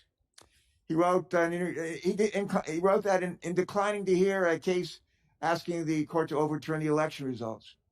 And he went on to say this: at stake is faith in our system of free and fair elections, a feature central to the enduring strength of our constitutional republic, close quote. And to that, I think we should all just say amen. We learned this week that the arguments from the Trump legal team thus far have been defeated 59 times out of 61 in state and federal courts. 59 times, including 9-0 by the Supreme Court, the U.S. Supreme Court, just last week. I'm wearing my mask here from my alma mater, an undergraduate alma mater at Ohio State, where I was a Navy ROTC midshipman. But if the football coach at Ohio State were to go 2-59 over a period of 4 years, he would be fired. He would be fired. And in fact, that's what the voters of this country have done with our president, like it or not. Those 61 cases, at least 59 of them, were not close calls. In suit after suit across red and blue states, in opinions written by liberal and ultra-conservative judges, the Trump campaign's largely contrived allegations have been rejected. 4 years after Donald Trump lost the popular vote by 3 million votes, Joe Biden and Kamala Harris won it by a whopping 7 million votes. And they received 306 votes in the Electoral College just earlier this week, a margin described 4 years ago by candidate Trump as a landslide. But what if the outcome is not as definitive 4 years from now or 8 years from now? What if? And with different judges on the bench, different candidates, and a lot less integrity and courage from state and local officials, a defeated party might somehow be able to steal an election. It's been alleged here falsely. Think about that. It somehow might be able to steal an election. Friends, that ought to scare the hell out of all of us. Meanwhile, many of the president's supporters across the country continue to spread misinformation and false allegations about the presidential election. The truth of the matter is, in a lot of states, many of the voters who voted for Joe Biden for president turned around on their ballots and they voted on down ballot races. To our chagrin as Democrats, they voted Republicans. They voted for Republican in congressional races, in state legislative races, and more.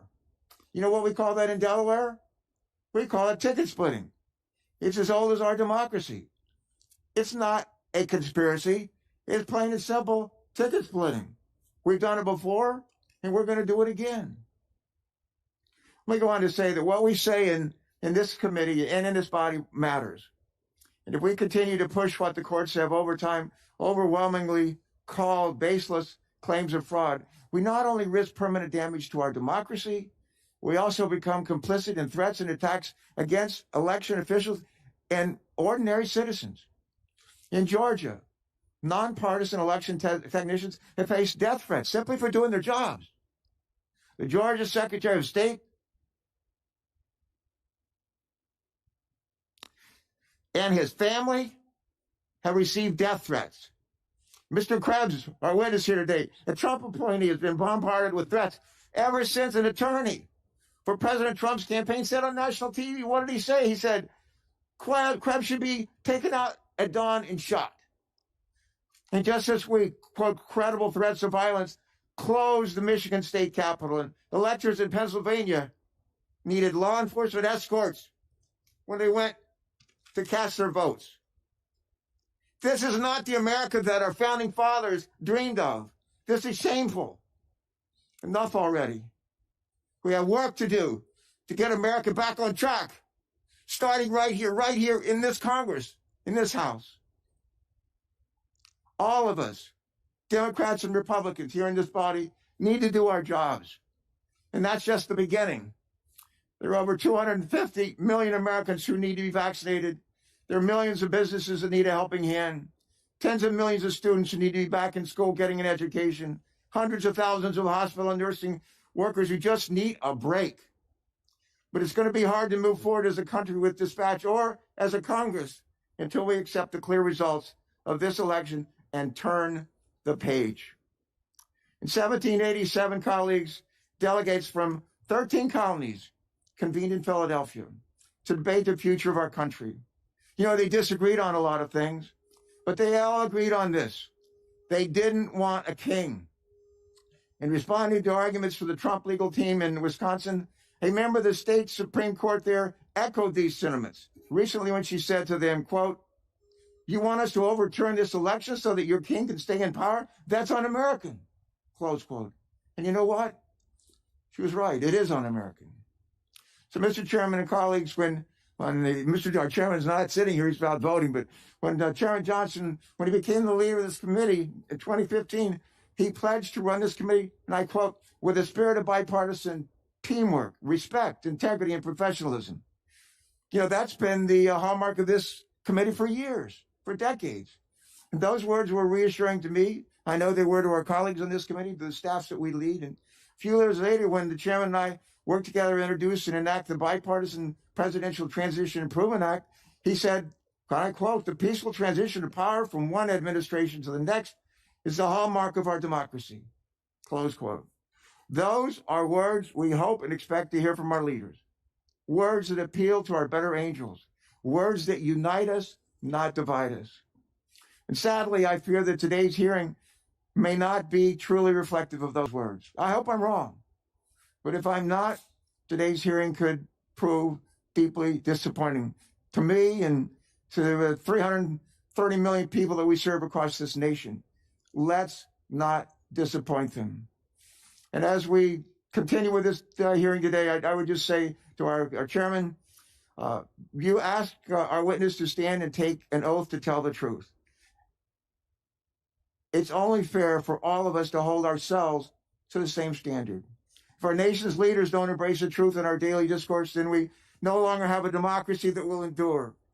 Calling an election unfair does not make it so. And spreading misinformation in this committee or any committee doesn't just stay inside these four walls. I'll conclude with this. I began my statement today with the words of Abraham Lincoln. I want to conclude it with the words attributed to Thomas Jefferson. Here's what he said. If the people know the truth, they won't make a mistake. If the people know the truth, they won't make a mistake. So let's tell them the truth. Let's tell them the truth today, tomorrow, and for generations to come. The truth will keep us free. The truth will keep us free. It always has, and it always will. Thank you. Thank you. The chairman ran down to vote quickly, and we are in the middle of a vote series, and so we're going to maintain the hearing and continue to be able to move through this hearing process, though there's two votes, and so you'll see us switching back and forth while he is running to vote. I'm going to sit in for a moment for the chairman, and I'm going to recognize myself for the next bat of questions. I happen to be next in line, so I'm not actually pulling time here, but I want to be able to recognize myself and be able to do that. When he returns, we'll switch out, and I'll run to vote, and then we'll run back and forth. December 2016, there was a poll that was done on if the American people believed that the Russians interfered and changed our election. At that time, 32% of the people believed that the Russians had influenced the outcome of the election in December of 2016. Based on that belief and what was going on, there was launched a whole series of hearings. Certainly the Russians were trying to interfere in our elections, but we spent millions and millions of dollars investigating it, going through it, ramping up entities like CISA and others to be able to go engage, to be able to make sure we can protect our next election. Senator Klobuchar and I worked for years on election security legislation and worked to be able to get that implemented. We did 6 different public hearings on Russian interference just on that one topic to make sure that we were paying attention to it, when it all started with 32% of Americans in December of 2016 believing the Russians had interfered in our election. A few days ago, another poll asked the question, do you believe there was election and voter fraud in the presidential election between Joe Biden and Donald Trump? This December, 46% of the voters in America have said yes.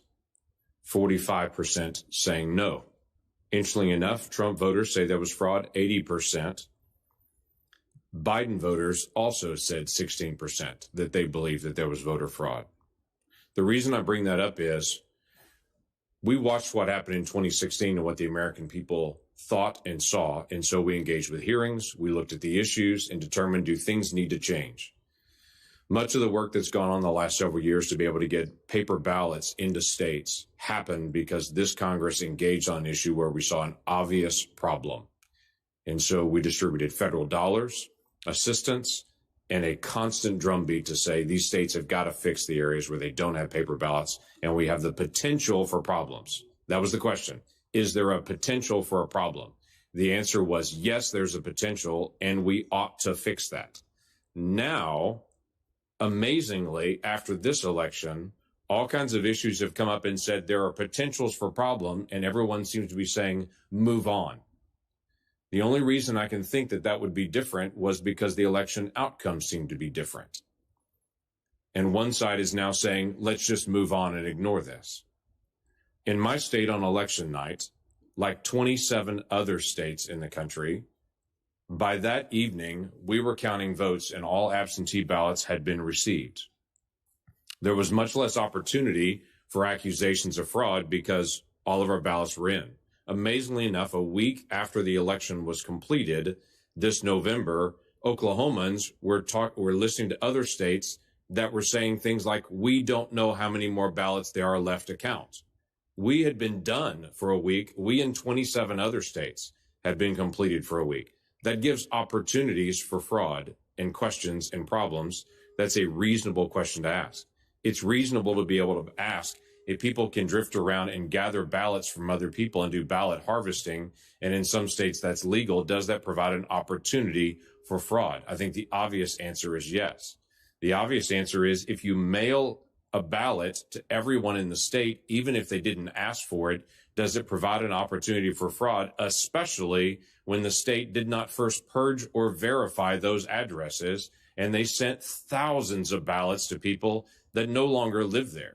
I've talked to Nevada residents that receive multiple ballots at their home for people that no longer live there. That's a problem.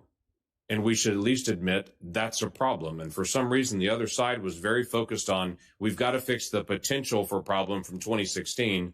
But in 2020, when there's potential for problem and things that have been shown, everyone seems to say, move along. Let's not discuss this. There's a system called the ERIC system that's in place that 30 states cooperate with. It helps them verify if people have moved and they're registered in 2 different states, or if they've moved into your state and they're registered somewhere else. It helps them determine if they're voting in 2 different states. Only 30 states use that. Other states are not. And even of the 30 states that use it, not all of them are actually using it. They literally are on the system, but they're not actually purging their rolls when they know there are people that have moved out of their states and have been informed of that. Just this last year in the ERIC system, they identified 91,000 people that are registered voters that are dead. 91,000 that one system had recognized. There are problems in the system. And in this conversation that I've had with so many people, and I've said, is it a problem that people are voting in 2 states? Is it a problem that people are voting after they're dead? And this is what I hear over and over again. This has been going on for years. So why don't we fix it? Should be the next statement. Instead, the statement seems to be, well, let's just move along. Mr. Bernal, 42,000 people in Nevada voted more than once, according to your work in this. 42,000 people. 1,500 people voted in Nevada that were dead. 19,000 people voted though they did not live in Nevada and they weren't a college student. 8,000 people voted from a non-existent address. 15,000 people voted though they were registered to a commercial address or a vacant address. And 4,000 people voted in Nevada that are non-citizens. My question to you is, in my state, when someone votes twice, and we do have that occasionally, and about 50 times a year that actually occurs in our state, we prosecute individuals that vote twice. Of this 130,000 instances that you have identified from the 2020 election in Nevada, do you know of any prosecutions currently going on in Nevada for any voter fraud? Not yet, Senator, and that's extremely important. These laws have to be enforced. We, of course, I represent the Trump campaign and the campaign's electors. I don't represent the government. We can't bring prosecutions. But if we are going to enforce voter integrity laws, they must be enforced, and we are confident that although it often takes a long time to put together a fraud case, although it takes prosecutors months, sometimes even years, to go through subpoenas and warrants and using the FBI to go investigate these things, once a good hard look at these cases is examined, an honest look, if we do that, there should be charges brought, because the ranking member brought up in his remarks that when you lose the principle of one person, one vote, the end result is authoritarianism. That's exactly what we're saying here today. Right. And that's a major issue. Mr. Chairman, could I ask for one additional moment? Judge Starr, you've raised twice this issue about Pennsylvania and that the laws of Pennsylvania were changed. In Oklahoma, we did State Bill 210 and State Bill 1779 because we saw with the pandemic there were going to be problems. So our legislature came into session, made a change to be able to adjust for how we were going to do early ballots and early voting. So because we knew that was the law that needed to be followed. Was that done in Pennsylvania? And does it matter who sets the law and the rules for elections? No, it was not done, unfortunately, in Pennsylvania. The governor sought to change the law. The General Assembly of Pennsylvania had met, reviewed, and made various and sundry changes and reforms. And then the Pennsylvania Supreme Court, building what the governor had done, made additional changes. And those, in my judgment, were complete violations of the United States Constitution and flagged as such preliminarily by Justice Samuel Alito. So the Oklahoma legislature did it the right way. Judge Starr, thank you very much. Senator Hassan. Well, thank you very much. Just want to test that folks can hear me. They can. Okay, thank you very much, Mr. Chair, and for our ranking member. I want to also thank all our witnesses for being here today. And I'd like to specifically acknowledge former CISA Director Chris Krebs. Director Krebs, I want to thank you for your work in standing up the agency as CISA's first director and in securing our elections. I remain deeply troubled by your abrupt and unjustified dismissal, which has made our country less safe. Now, more than ever, the challenges of this pandemic and our nation's increased reliance on online services requires the experience and steady leadership that you have displayed. Even so, I want to express my deep thanks to you and to the men and women at CISA for the work that you have done and will continue to do to help make our country and our communities safer. Now, I have 3 questions for you, Director Krebs. Let's start with this one. As the CISA director, you attempted to tackle disinformation campaigns via the rumor control effort by CISA. That's the name you all gave it. Rumor control is a resource featured on CISA's website to debunk common misinformation and disinformation narratives. So first, in your time as CISA director, were you ever asked by any administration official to refrain from debunking disinformation or misinformation?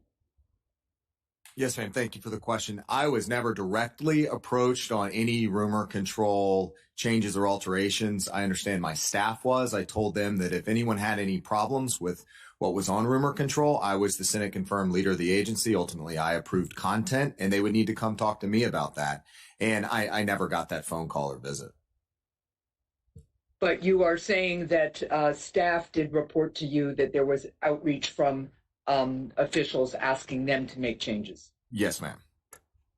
Were you ever asked to take down an entry that debunked a conspiracy theory? Not directly, no, ma'am. Was your staff?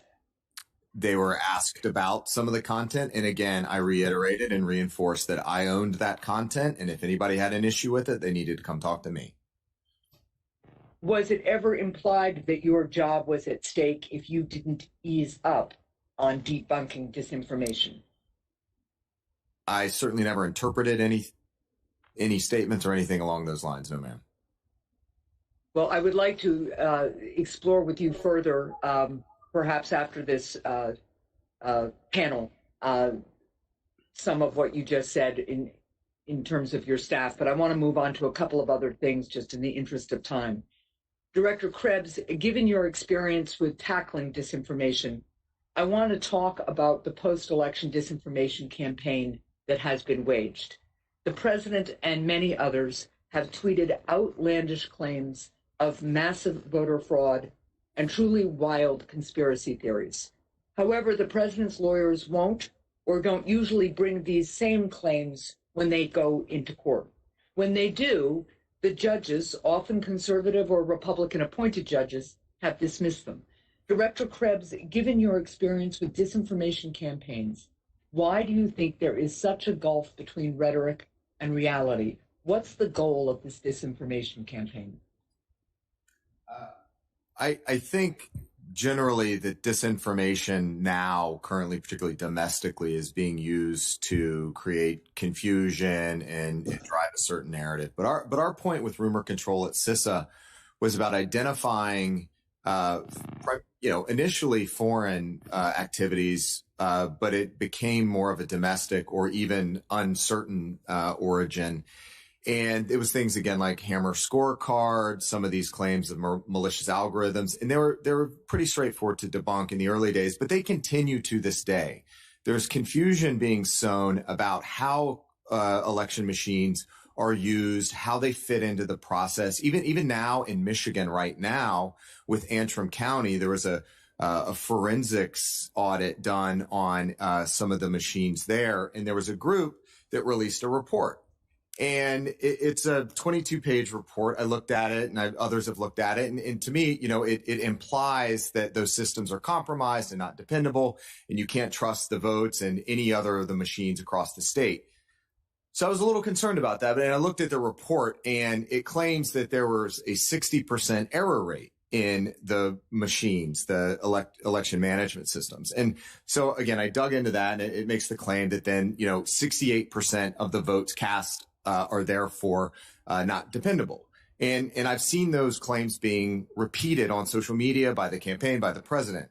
And so I wanted to understand what that was all about. So I looked at it, and in fact, it was not that there were 68% of the votes that were errors. It was that the election management system's logs had recorded 68% of some sort of the logs themselves had some sort of alert rate.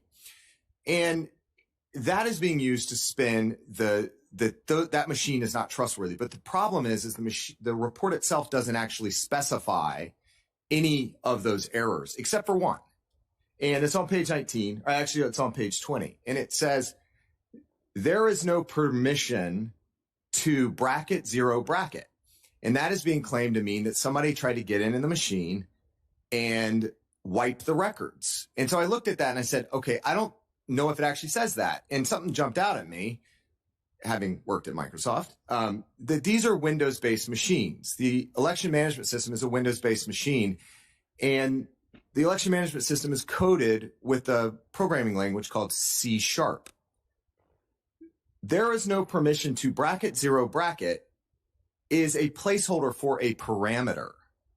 So it may be that it's just not good coding, but that certainly doesn't mean that somebody tried to get in there and zero. They misinterpreted the language in what they saw in their forensic audit.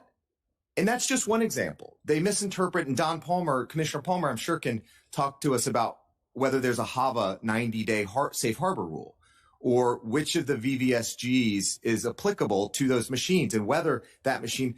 So I'm seeing these reports that are factually inaccurate continue to be promoted. That's what rumor control is all about. That's what I'm continuing to do today based on my experience and understanding and how these systems work. We have to stop this. It's undermining confidence in democracy. Well, I thank you so much for that statement. Mr. Chair, I'll note that a couple of other people have gone a little bit over their time, and I have one more question for Mr. Krebs. Sure, and with your indulgence, I'd like to ask it. Sure. Director Krebs, I thank you for that response. I think it's a very important example of the kind of disinformation and spinning that is happening that frankly puts confidence at risk and puts some of our people at risk. You have noted in the past that we have a very diffuse election system that is administered at the local level. At individual polling locations, there are often numerous nonpartisan officials involved in administering a community's voting process. That diffusion of responsibility also makes it extremely unlikely that there would be a single point of failure or fraud that could sway an election. Director Krebs, you have worked with the numerous election officials across state and local governments. Can you speak to how the diffuse nature of our election systems affects the security of our elections? And just also in the interest of time, I want you to comment too. Sadly, some of these nonpartisan officials at the local level have been subjected to harassment and even death threats. So can you speak to the impact of these threats? And do you think the president and his allies have done enough to condemn the threats of violence? I'm not aware of much in terms of condemning the threats of violence, having been a recipient of some of them. I think it's, again, an affront to democracy that the citizens of the United States of America that are responsible for executing this sacred democratic institution of elections are being threatened on a daily basis. I mean, you name it, whether it's emails, whether it's phone calls, whether it's people showing up at your house. This is not America I recognize, and it's got to stop. We need everyone across the leadership ranks to stand up. I think I would appreciate more support from my own party, the Republican Party, to call this stuff out and end it. We got to move on. We have a president-elect in President-elect Biden. We have to move on. These officials that are Republicans, look at Georgia, Brad Raffensperger, Gabriel Sterling, Jeff Duncan. These are Republicans that are putting country over party. They're being subjected to just horrific threats as a result. This is not America. Well, thank you, Mr. Krebs. Thank you, Mr. Chair, for your indulgence. And Mr. Krebs, thank you for your patriotism. Thanks, Senator Hassan. Senator Scott went to vote. So is Senator Rosen available? Yes, I'm here. Thank you, Mr. Chairman. Good morning to all the witnesses here today. I want to start out by saying, as members of Congress, we take an oath to support and defend the Constitution against all enemies, foreign and domestic. We have a responsibility to our constituents and our nation to defend our democratic process. With that being said, Mr. Krebs, we thank you for your service to our nation and for upholding your oath to defend the Constitution from foreign and domestic threats. Your efforts to protect the integrity of our democratic process help ensure that the 2020 election was the most secure in American history, as certified by the Department of Homeland Security. I'd also publicly like to thank Nevada's election workers, who, despite Mr. Bunnell's comments in the media and here today, worked long hours to ensure that Nevada's elections were free, fair, and secure. Both our Republican Secretary of State and our Democratic Attorney General have stated there is no evidence of widespread voter fraud that occurred in Nevada, and our highest court has said the same, and I will not give this false narrative about my state any more attention than it has already unfortunately received.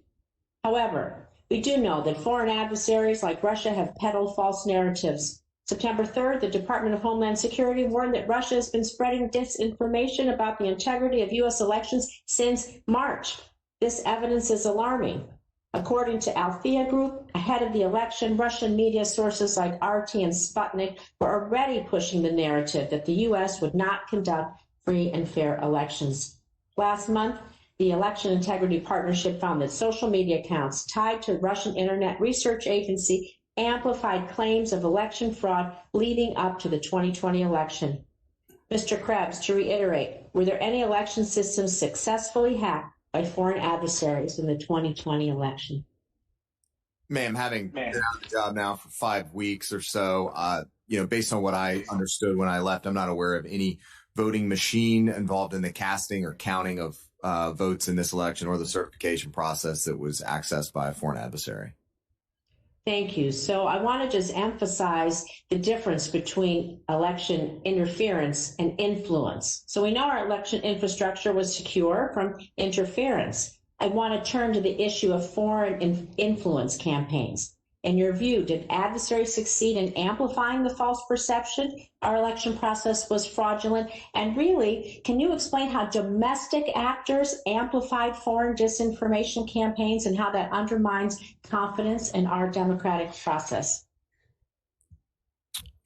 So I think what we saw, I believe it was October 22nd, we did see some Iranian efforts. I've talked about this before, where there were some emails that popped up on that day claiming to be purportedly from at least the Proud Boys that were talking about, sent specifically to Democratic voters. It said, you need to change your registration and vote for President Trump. If you don't, we will find you and take care of business, I guess.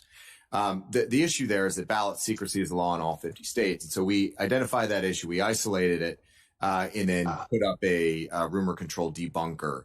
And in the meantime, in the ensuing 27 hours, we were able to determine that that was in fact an Iranian operation. And I think what was one of the true success stories of the Protect 2020 effort and defending democracy this time around was the fact that rather than, 4 months, in 27 hours, we went from detection to sharing that information with the American people.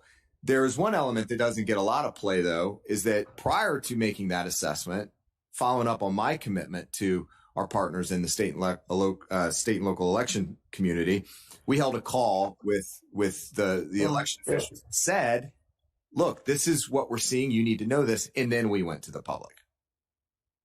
Mr. Krebs, I just have about 2.5 minutes left. So I would like to yield the rest of my time to you, because you did take an oath to uphold the Constitution when you were sworn in as director of CISA. And so I want you to address anything that you feel we haven't already asked today and give you an opportunity to speak in the last 2.5 minutes, please. Thank you for that courtesy. Look, I could not be more proud of my team at CISA for the work they did, not just protecting the 2020 election, but in getting through the last 9 months of all the stresses that COVID placed on the workforce and coming to work each day, whether they're sitting at home, out in the field, or the limited folks that came into the office. So that's point one. Point two was I firmly believe that this Protect 2020 effort, working with our partners in the federal government, whether it was in the intelligence community or the Department of Defense, was the single best representation of a unified government effort. Everybody got it. There were no turf wars.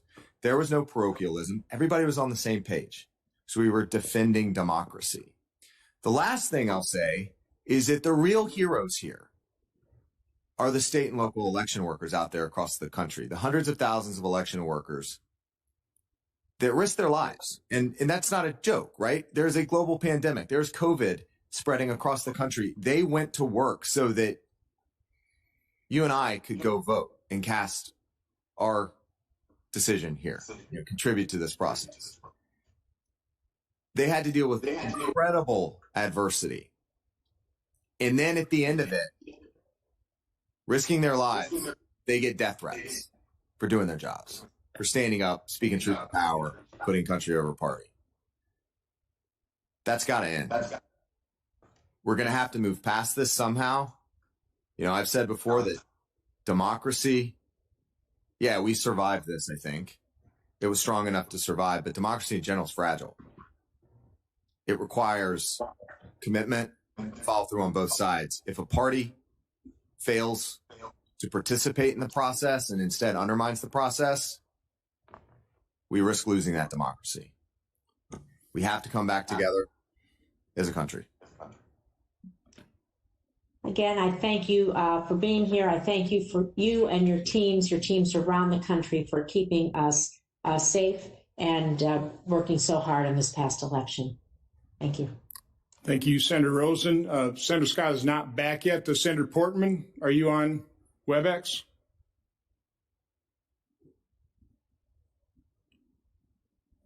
Senator Hawley, are you on WebEx? I'll try Senator Sinema.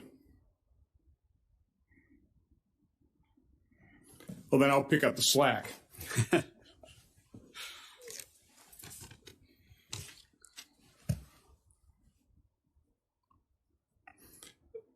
Mr. Banal, I want to explore a little bit further in terms of what access you did not have to the information you requested to verify this. Again, I value the paper backups, I value the controls, but they're only as good as they're actually used, and they only provide confidence to the extent that it's a transparent process. So just speak a little bit to what you had access to, what you did not have access to, what you're denied, and then go ahead.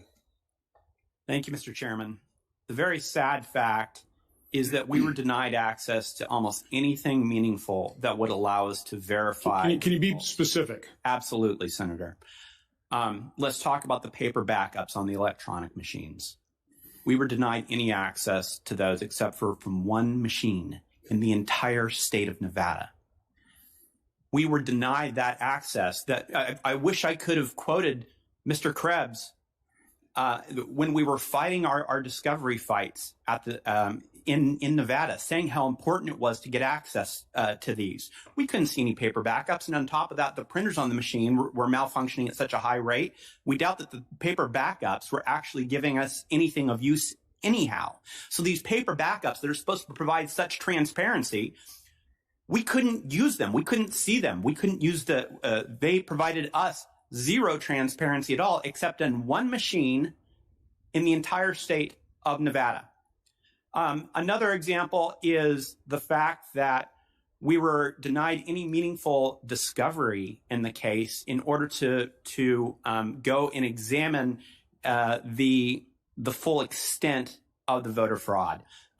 For instance, even when we were able to subpoena the records that led us to discover those 4,000 non-citizens who voted, we couldn't put that into evidence because we didn't get them until the end of the discovery period. And then the court said, well, at that point, it's too late. Our discovery period was essentially 3 days. And we were denied any meaningful opportunity to even use in our case the information that we got. And the court didn't even consider those things, unfortunately.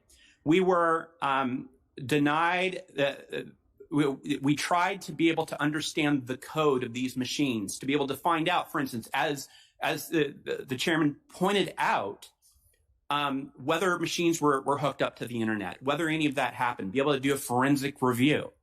We brought forensic experts all the way to Nevada, people that could have discovered this information, people that could have told us what happened with these machines, and we weren't allowed near them. We weren't allowed any forensic audit of it. Nothing that could have given us any transparency, because transparency is not political. That's what we've talked about here.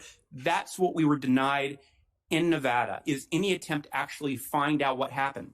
Here's the troubling thing, is one of the reasons that they said that we couldn't get transparency on this machine is because they're proprietary. The information, the coding was proprietary. But we're talking about the countings of votes for the office of President of the United States, and they're not going to let us see the code for how they actually coded the votes? You got to pick one. It's either open source, and we exactly know the way that these machines are counting the votes, or you have to go back to a verifiable system to make sure that the results that are being reported are the results that we get from actual voters, because that is where democracy breaks down. That is really the fear that we have of losing democracy, is when it's not the people's votes that are being counted, but fraud that's being counted. And we can't just pretend that the emperor has any clothes if he doesn't. We can't pretend that we have a clean election when there's evidence to the contrary. And the way that we get that is through transparency. And we were denied that in Nevada at every single turn. We had a clerk who, a registrar of voters, who literally dodged our subpoenas. We had the holiday weekend over Thanksgiving in order to serve subpoenas. They locked the doors of the offices. He locked himself in his house. He refused to accept a subpoena. That same registrar of voters, we have a whistleblower that says he was wearing a Biden-Harris pen to inspect voter sites. This isn't something where we're trying to attack officials. We're trying to say that we have to make sure that it's nonpartisan, that we have to make sure that there's transparency. And you can't deny transparency at every turn, Mr. Chairman. Mr. Krebs, real quick, mindful that, again, all this testimony is under oath. So what you heard from Mr. Banal is testimony under oath. Does that trouble you? And in your assessment, this is the most secure election. Again, I'm all for paper backups. I'm all for those controls. I think if used, it works. We have a system of advocacy in terms of a legal system. You advocate for one side. It's a combative system, but both sides have to have information. Does that trouble you in terms of lack of transparency that Mr. Banal is testifying to under oath? I think a couple things here. One is that in Commissioner Palmer's opening statement, he talked about the certification process, the voluntary voting systems guides, the certifications that happen at the state level, the logic and accuracy testing of these machines, the parallel testing that happens the day of or during the election process, the sampling and forensic audits. We saw Georgia do that with a number of their machines to ensure that the hashes match what they expected.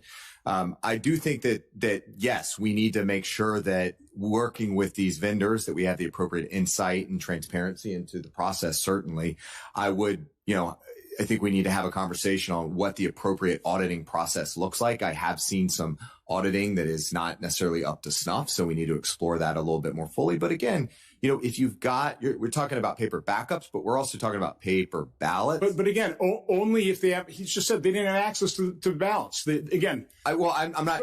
Again, all I'm asking, does that trouble you that there wasn't that kind of a transparency, or are you challenging his testimony?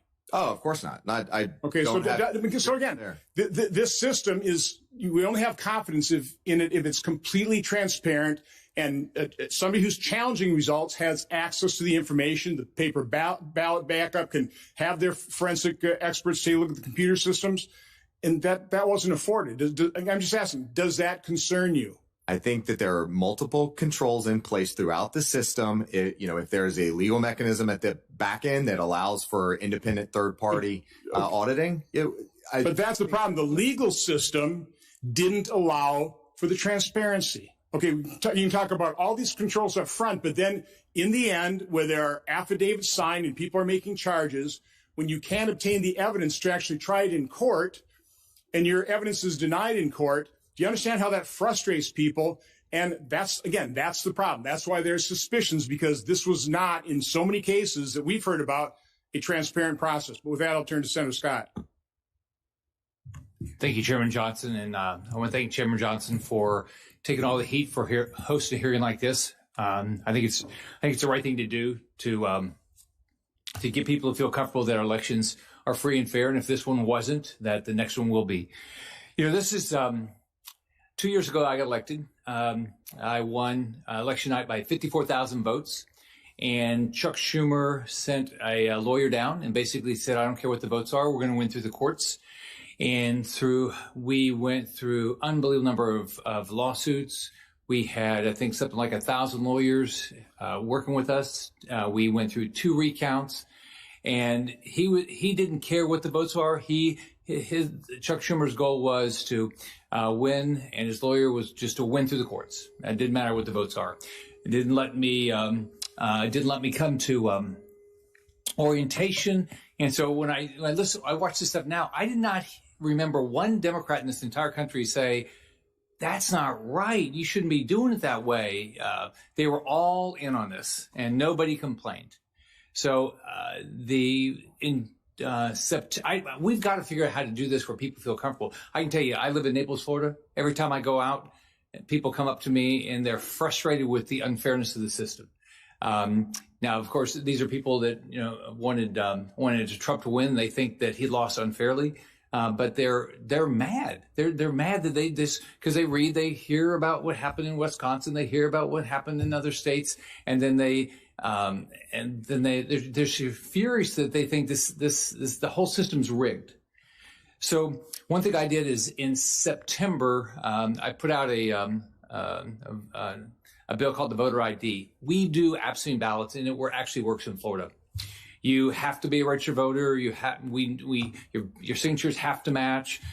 You have to get your vote in, ask for your vote early. You have to get your vote in on time. It's your problem if you don't. It's not somebody else's. You don't get to vote after the fact. Your vote doesn't get to come in after the fact and somebody count it. Although 2 years ago, the Democrat lawyer tried to do that.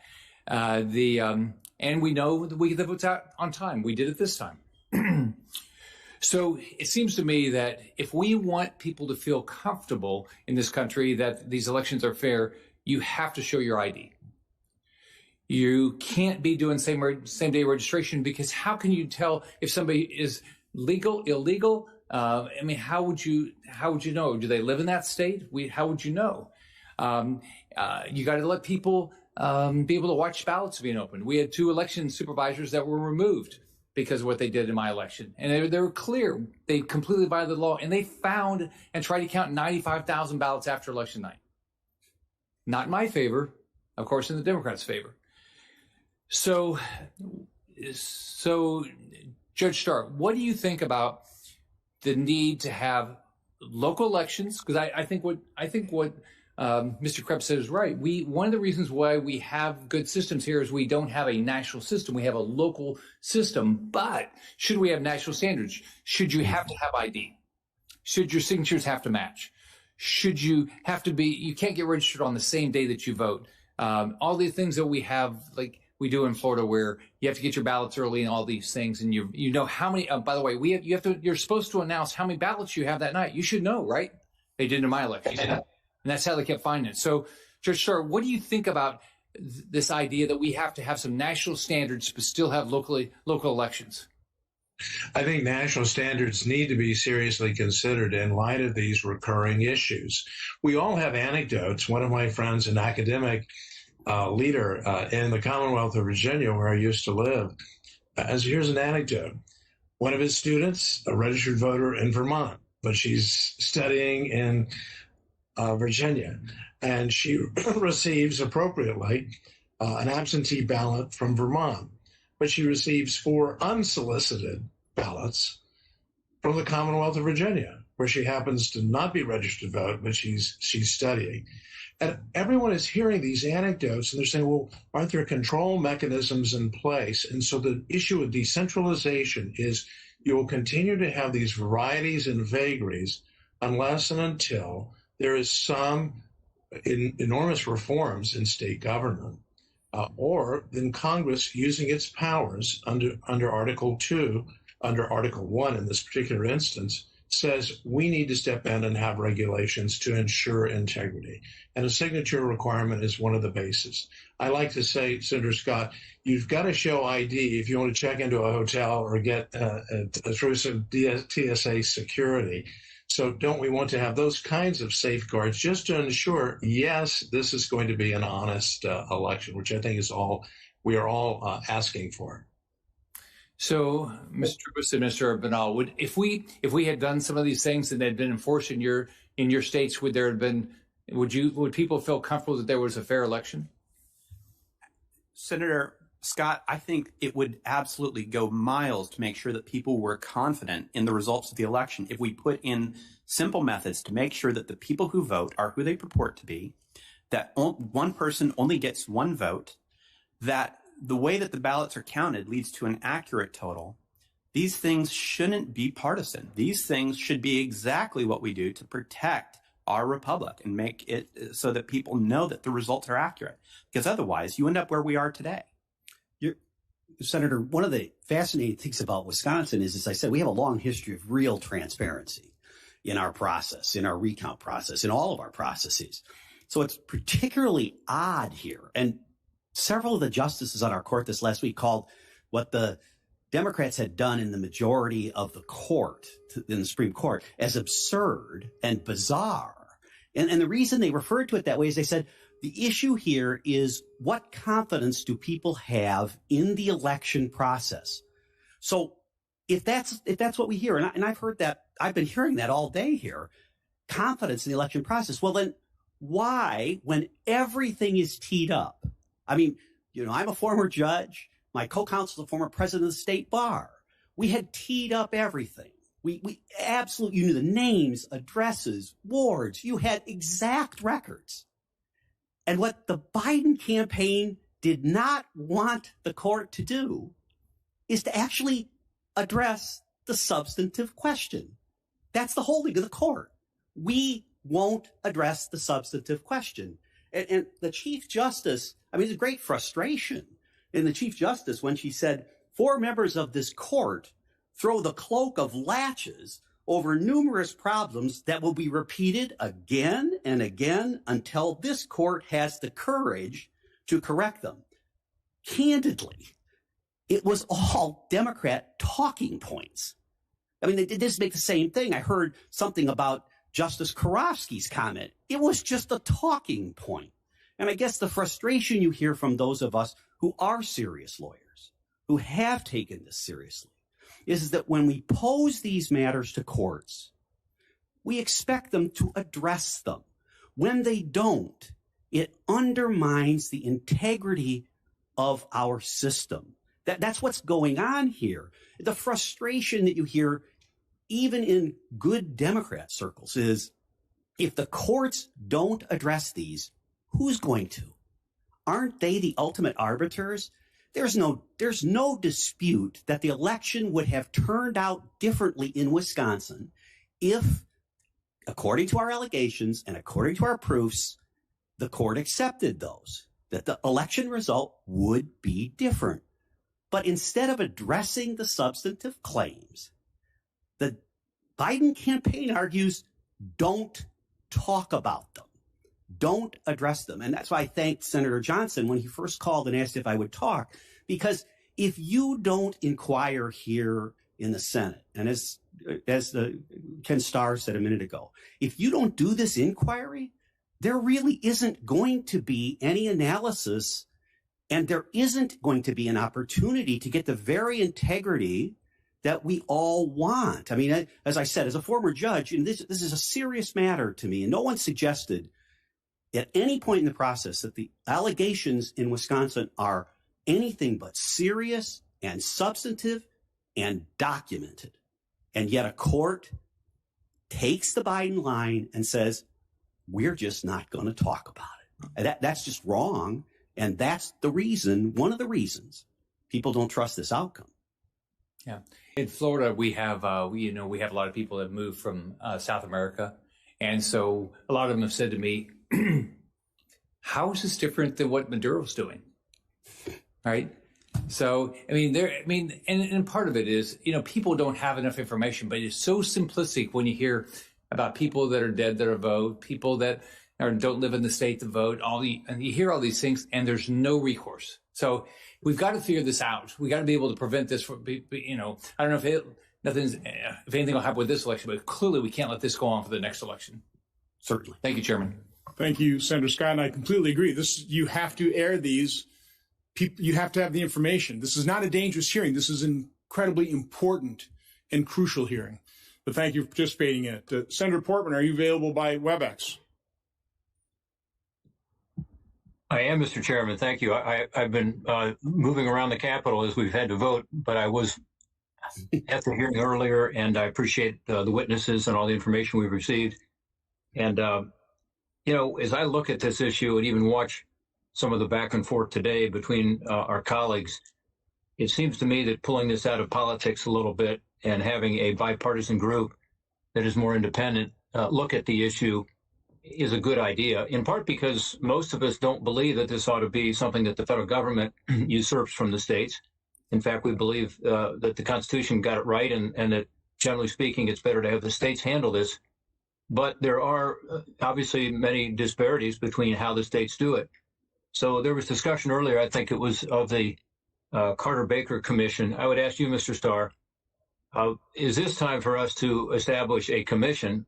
I've been involved in some of these commissions. I've been a commissioner and co-chaired some that have worked, some that haven't worked. But often they can be quite effective at sort of taking the partisan poison out of an issue and addressing it in a very straightforward way. If you had a distinguished Democrat and a distinguished Republican and commissioners who are dedicated to increasing the confidence in our elections, do you think now is the time for us to establish such a commission that could report with plenty of time before the next midterm election and help to give the states a sense of direction and perhaps even a template of best practices? The short answer is yes. In light of the acrimony and the division with respect to the 2000 election, bringing together Jimmy Carter and former Secretary of State Baker was, I think, very efficacious. They made thoughtful recommendations, but they bring attention and shed light on what the issues are. And so, yes, I think taking it out of what is clearly continuing to be a highly bitter and acrimonious discussion, and to say to the American people, we're going to take a look at this, and we're going to try to, in fact, improve in the great spirit of reform. We want honest elections. Abraham Lincoln, the subject of the fraudulent mail-in campaign. Let's not lose sight, even though I'm thankful that foreign interference and so forth, and I very much admire Mr. Krebs and all that. But we're really talking about down in the boiler room, so to speak, of American elections. And that's where I think these reforms need to be and safeguards need to be in place. Well, thank you for that. And I'm looking forward to working with one of my Democratic colleagues to try to promote this idea. We've had some discussions of it already. And I think, again, today, what we've heard is indicative of the degree of intensity on this issue and the need for free and fair elections. I think everybody agrees with secure elections, absolutely. And you mentioned Mr. Krebs. Chris, thank you for your service at CISA. I agree with what was said earlier about the fact that during your time there, you were instrumental in building up our defenses on the cybersecurity side. Particularly, thank you for working with Ohio Secretary of State Frank LaRose so well. Frank LaRose and you, I think, we're able to provide some examples for other states, as I understand it. You can speak to that. But we have in every county in Ohio the so-called Albert Intrusion Detection Monitoring hardware, which is designed to detect suspicious cyber activity. Can you comment briefly on the benefits of using this kind of detection and monitoring hardware and how it worked? Yes, sir. First off, I want to thank you for actually just the state of Ohio. For some reason, in my senior staff in my front office, two of my top 3 advisors happen to be from Ohio. So you're doing something right there. The Albert systems are intrusion I'm going to put on my mask after you said that, since Harper had his Ohio mask on earlier. So the Albert systems are intrusion detection systems that effectively sit on the network, sit on the wire, that capture traffic, that we can work with our intelligence community partners and develop what's known as signatures, looking for known malicious activity or known interaction with suspicious IP addresses, just looking for bad interaction. And it gives us a good insight into what sort of behaviors may be happening on those networks. And they are actually pretty key after the 2016 election. Once we were able to get a sense of what was happening in Illinois, we could load up some of those signatures and then go do forensics. It is a passive system. It's a forensic system. Where we need to go, though, is building on the trust we've developed through the Albert sensors and through the ISAC and through the coordinating councils, to start deploying more advanced technologies. And I'm specifically talking about some of the endpoint detection and response capabilities that'll actually sit on a computer in a state and local office and be more of a real-time monitoring and mitigation capability. That's how we continue moving forward. We need the same capability in the federal government. We're not there yet, but we have to continue advancing. And I think Congress... I'll stop. Yeah, Chris, again, as you know, you and I've talked about this. I appreciate what you did for elections. I also am very concerned that our federal government is not up to the task generally. And that's another topic for another hearing, perhaps one where you'll be back to testify. But look what's happened just recently. In the last week, we found out that a very sophisticated group of hackers got into the computers of some of our most sensitive agencies. And so we obviously have a lot of work to do. And I'm not suggesting that CISA was at fault there. But on the other hand, I think we have not yet given even CISA adequate resources and authority to be able to handle all these issues, not just the election issues. But obviously, we have a huge problem right now with cyber attacks, and we don't know all the details yet. And I want to ask you to get into stuff you don't know about, but it was a massive cyber attack on federal agencies that undercut our national security. We know that. By the way, Senator Paul earlier talked about the fact that there has been some lack of understanding between what you testified to and what you stated as to the election being secure from cyber attacks, and this notion that there were not instances of irregularity and fraud in this election, which of course there have been in every election in the history of our country, and there were in this election, and we've heard about some of those today. Is Senator Paul correct? And I guess I would slightly amend what he said. He said that your focus was just on foreign adversaries. My sense is your focus was not just on foreign adversaries, although you feel fairly confident that that did not happen this time. And obviously, based on what happened in 2016 with the Russians, this is good news. But also with regard to domestic cyber attacks, is that what your report was about? Is he accurate in saying that? Yes, sir. So, when you come into federal office, you pledge the oath to uphold and defend the Constitution from threats, foreign and domestic, and that's what we did. The focus of the statement, the joint statement, was security. It was secure. I think terms have been conflated here, alleging that we were speaking to the fraud aspect. We absolutely were not. We were talking about security, hacking, manipulation of these machines. That was the thrust of the statement. Yeah, I think that's very important to point out. And I think a number of people were confused about that, including perhaps some folks in the administration. Post-election, there's been a lot of talk about signature matching. And I'll end with this, Mr. Chairman. I know we're getting over time here. But in Ohio, what we do is, and we've been doing this for 15 years quite successfully, we send out an application for an absentee ballot. It's then a no-fault absentee. That's how I vote. But you have to send in an application including a signature. Those signatures are checked. Then the signature on the actual ballot, once you receive the ballot, you send that in. You have another signature, that's checked. And then, of course, the two are compared. They also, in Ohio, have access to other signatures if there is some confusion as to whether it might be the right person or not. Could you, Mr. Krebs, or others, perhaps comment on that system? Is that a good way to ensure that you have the protection that we all want to have, that the person who requested the ballot is an eligible voter, and that the return ballot was completed by that same person? Not an expert on the system. Seems reasonable to me. Anybody else want to comment on that? Sir, this is State Representative Frank Ryan. I would tell you that is a good system, and that would alleviate a significant number of the concerns that I had in the election. And based upon some of the comments that were made by many of the senators and the testifiers, I would indicate that we saw a major problem with the dot-com bubble in 2001, which led to the Sarbanes-Oxley bill, much of which is the basis of my testimony today.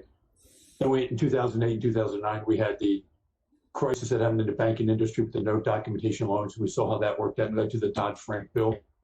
I would hope that would happen in 2000 elections and in the Abraham Lincoln election, in this most recent one in 2016 and 2020, there would be similar legislation that could help us restore the confidence that people have that there's some degree of uniform perspective about the requirements that each of the states needs to be able to comply with. What Ohio is doing would have alleviated a major amount of the concerns I had when we had a Supreme Court that decided to legislate from the bench.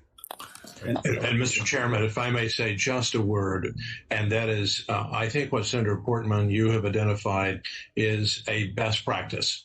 And it certainly qualifies as one of the things that perhaps a commission, if one is found, could say, we have canvassed the entire 50 states, and here are the best practices.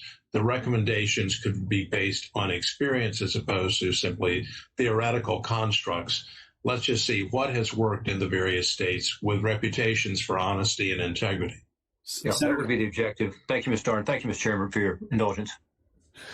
Thank you very much, Senator Portman. Now, on behalf of the chairman, I'm going to recognize myself. So thanks to the witnesses for being here. I just want to say how important it is that we're having today's hearing. Let me just give you an example why. Yesterday, I'm from the state of Missouri. Yesterday, I was talking with some of the constituents back at home, group of about 30 people. Every single one of them told me that they felt they had been disenfranchised, that their votes didn't matter, that the election had been rigged. These are normal, reasonable people. These are not crazy people. These are reasonable people, and who, by the way, have been involved in politics. They've won, they've lost, they've seen it all. These are normal folks living normal lives who firmly believe that they have been disenfranchised, and to listen to the mainstream press and quite a few voices in this building tell them after 4 years of nonstop Russia hoax, it was a hoax. It was based on, the whole Russia nonsense was based on, we now know, lies from a Russian spy. The Steele dossier was based on a Russian spy. After 4 years of that, being told that the last election was fake and that Donald Trump wasn't really elected and that Russia intervened. After 4 years of that, now these same people are told, you just sit down and shut up. If you have any concerns about election integrity, you're a nutcase. You should shut up. Well, I tell you what, 74 million Americans are not going to shut up, and telling them that their views don't matter and that their concerns don't matter and they should just be quiet is not a recipe for success in this country. It's not a recipe for the unity that I hear now the other side is suddenly so interested in after years of trying to delegitimize President Donald Trump.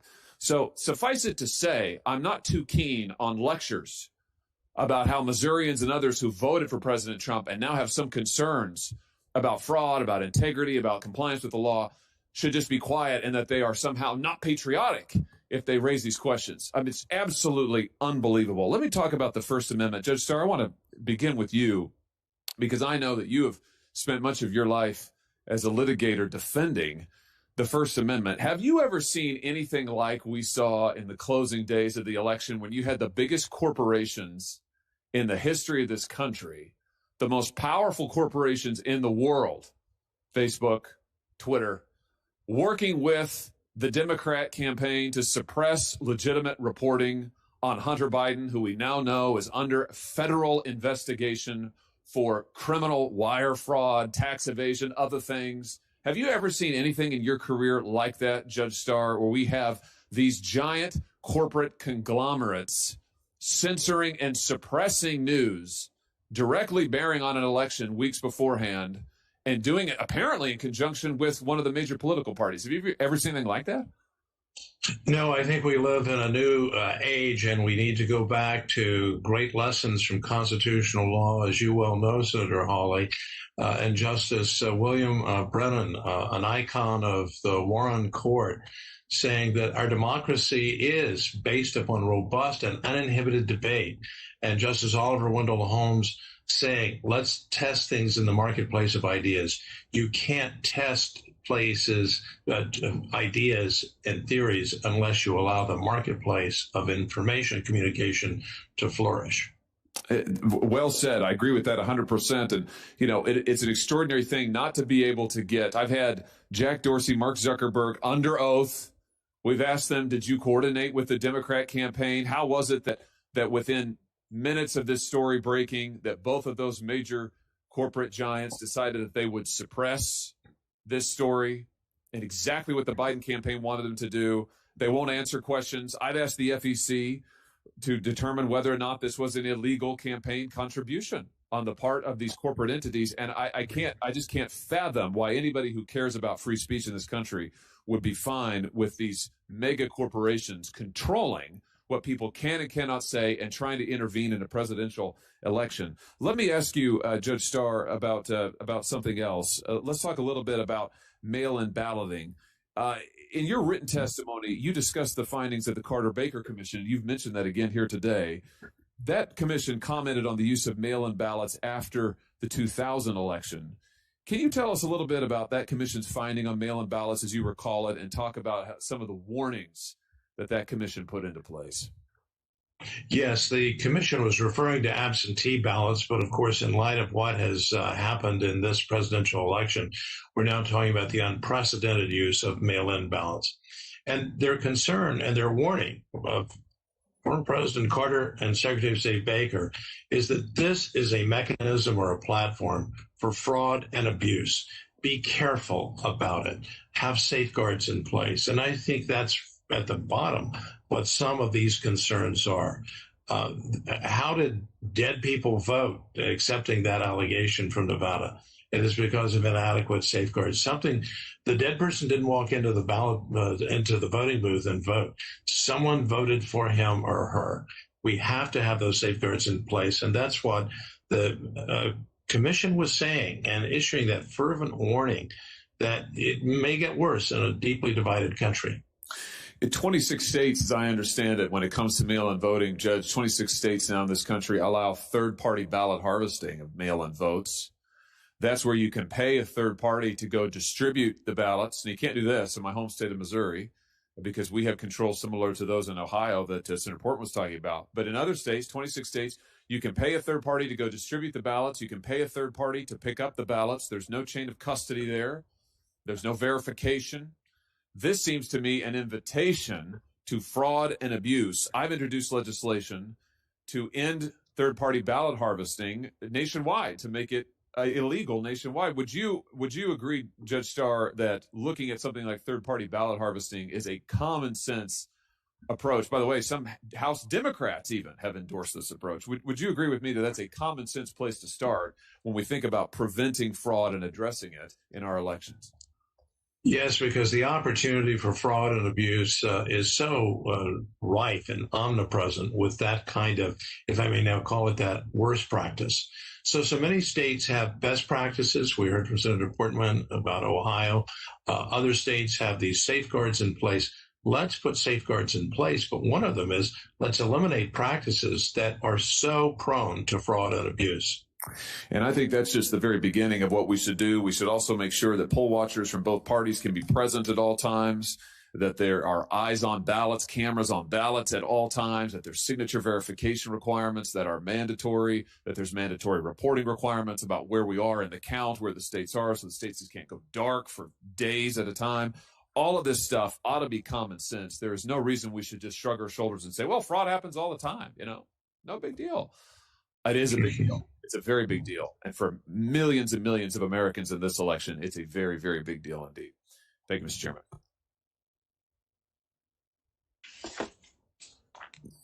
Thank you, Senator Hawley, for your questions and for standing in. Based on one question and the answer from Judge Starr, I just want to read from my opening statement from last hearing. In his reflections on progress, peaceful coexistence, and intellectual freedom, Russian dissident Andrei D. Sakharov wrote, quote, "The second basic thesis is that intellectual freedom is essential to human society. Freedom to obtain and distribute information, freedom for open-minded and unfearing debate, and freedom from pressure by officialdom and prejudices. Such a trinity of freedom of thought is the only guarantee against an infection of people by mass myths, which, in the hands of treacherous hypocrites and demagogues, can be transformed into bloody dictatorship. Freedom of thought is the only guarantee of the feasibility of a scientific, democratic approach to politics, economics, and culture." I like to think of this hearing as a demonstration that freedom to obtain and distribute information to the public. There's nothing dangerous about that. It is essential to our freedom. It's essential to our country, to our democratic republic, and is essential if we're going to restore confidence in this election system we have. We have to do this. We can't ignore the problem. The first step in solving any problem is admitting you have one and then dealing with it honestly, gathering the information. This hearing, as all my hearings have been a problem-solving process, first gathering the information. That's what we're trying to do here today. Senator Sinema. Thank you so much, Mr. Chairman. The 2020 Arizona election was a successful election, not for any one party or individual, but for our democracy, and as a demonstration of the will of Arizona voters. A record 80% of registered voters participated. Arizonans are independent. They vote for state and federal representatives they trust to be honest, who they believe will fight for and uphold Arizona values. This record turnout number is also a testament to the work of Arizona election officials who not only ensured our system worked and our laws were upheld, but did so while ensuring that people could safely participate in the election during the pandemic as voters and volunteers. Arizona has had some sort of absentee voting by mail for over 100 years. In 1992, the Arizona legislature and governor, in bipartisan fashion, made it easier for Arizonans to vote by mail by no longer requiring a reason to participate. Our vote by mail system has a number of safeguards to ensure safe elections. Ballots are mailed out 28 days prior to the election, and each ballot has a tracking mechanism. We use tamper-resistant envelopes, and ballot drop boxes have specific security requirements. Election staff are trained to authenticate signatures, and a voter is contacted if the signature cannot be verified. Arizona also has severe criminal penalties for ballot tampering or for throwing out someone's ballot. In 2018, when I was elected to the United States Senate, nearly 80% of Arizona voters voted early, most of them by mail. In 2020, that increased to 88%. That's 2.9 million votes moving through the postal system in Arizona. Arizona's postal workers put in long hours, many working 65 hours a week for weeks on end, to ensure that ballots got to voters and were returned by state deadlines so they could be counted. Even though many postal facilities in Arizona are short-staffed right now, these essential workers didn't shy away from the challenge or the need to protect our democracy. Arizonans know it takes time to count our votes and determine election winners. When I was elected to the Senate, I was declared the winner 6 days, but it took 12 days to finish counting the votes. Now, that's not an indication of fraud. It shows that election officials are following the law and counting all the votes. That's how elections have worked in Arizona since our state adopted widespread mail-in voting. And it's how things worked in Arizona again in 2020. Our elections this year produced bipartisan results, where members of both parties won elections. Arizona's statewide elected officials from both parties have also confirmed that our election was fair, just, and without fraud. Katie Hobbs, Arizona's Democratic Secretary of State, on December 9th said this about our election. This election is one for the record books for a number of reasons. Participation was at a historic high, as was interest in the inner workings of this civic process, which is the kind of scrutiny that pushes the process to be better. I have full confidence in this election. That confidence has been affirmed by the courts. On November 20th, Clint Hickman, the chairman of the Maricopa County Board of Supervisors, a Republican, said, "No matter how you voted, this election was administered with integrity, transparency, and most importantly, in accordance with Arizona state laws." And on December 4th, the Republican Speaker of the Arizona State House, Rusty Bowers, rejected calls for the state legislature to change the result of Arizona's election. Here's his quote: "As a conservative Republican, I don't like the results of the presidential election. I voted for President Trump and I worked hard to re-elect him. But I cannot and will not entertain a suggestion that we violate current law to change the outcome of a certified election. I and my fellow legislators swore an oath to support the U.S. Constitution and the Constitution and laws of the state of Arizona. It would violate that oath, the basic principles of Republican government, and the rule of law if we attempted to nullify the people's vote based on unsupported theories of fraud. Challenges contesting the Arizona election were brought to the courts and dismissed, including a unanimous ruling by the Arizona Supreme Court confirming a lower court ruling upholding the results of the election challenge. This is how our system works. If there are concerns of fraud or abuse, the courts consider the evidence and make a ruling." Now, I have a few questions for Mr. Krebs. During your work at the Cybersecurity and Infrastructure Security Agency, did you find any evidence that disputes the statements I shared from elected officials regarding the integrity and fairness of the 2020 election in Arizona? No, ma'am. More broadly, what evidence can you offer to support the idea that the election across the country, not just in Arizona, was fair and secure? Again, it's those layered security controls that are in place before, during, and after an election. The thing that I always like to point back to is that increase of paper ballots across the country and the ability to then conduct post-election audits. In Arizona, I believe it was a 2% audit. In Georgia, they did a risk limiting audit that then triggered a full hand tally. The outcomes were consistent. 5% audit in Wisconsin, 2% audit in Pennsylvania. Those are the sorts of things that give you confidence in the process when you can go and recount the ballots over and over and over. What lessons should we learn from the 2020 election as we plan for future elections? We need to invest in democracy. First and foremost, we need to fully eradicate those machines that don't have paper ballots, so those direct recording electronic machines. There's only one state that's statewide, and that's Louisiana, but they are throughout Texas, Indiana, Tennessee, and a couple other states, including New Jersey. We need to get those out of the system. So Congress needs to fully invest in a risk-based approach to eradicate those. We need to also continue investing in post-election audit capabilities for the state. That takes a little bit more time. And then a steady stream of funding and grants on a regular basis, not every 10 years or every 4 years, but on a regular, dependable basis to support elections. And along the same lines, we need to fully fund and support the Election Assistance Commission. They're a critical tool to helping the administration of elections. And lastly, and this is my pet project here, we need to reinvest in civics education and K through 12 throughout the country. We have to continue educating our children on what it means to be an American and the democracy that we're enjoying here.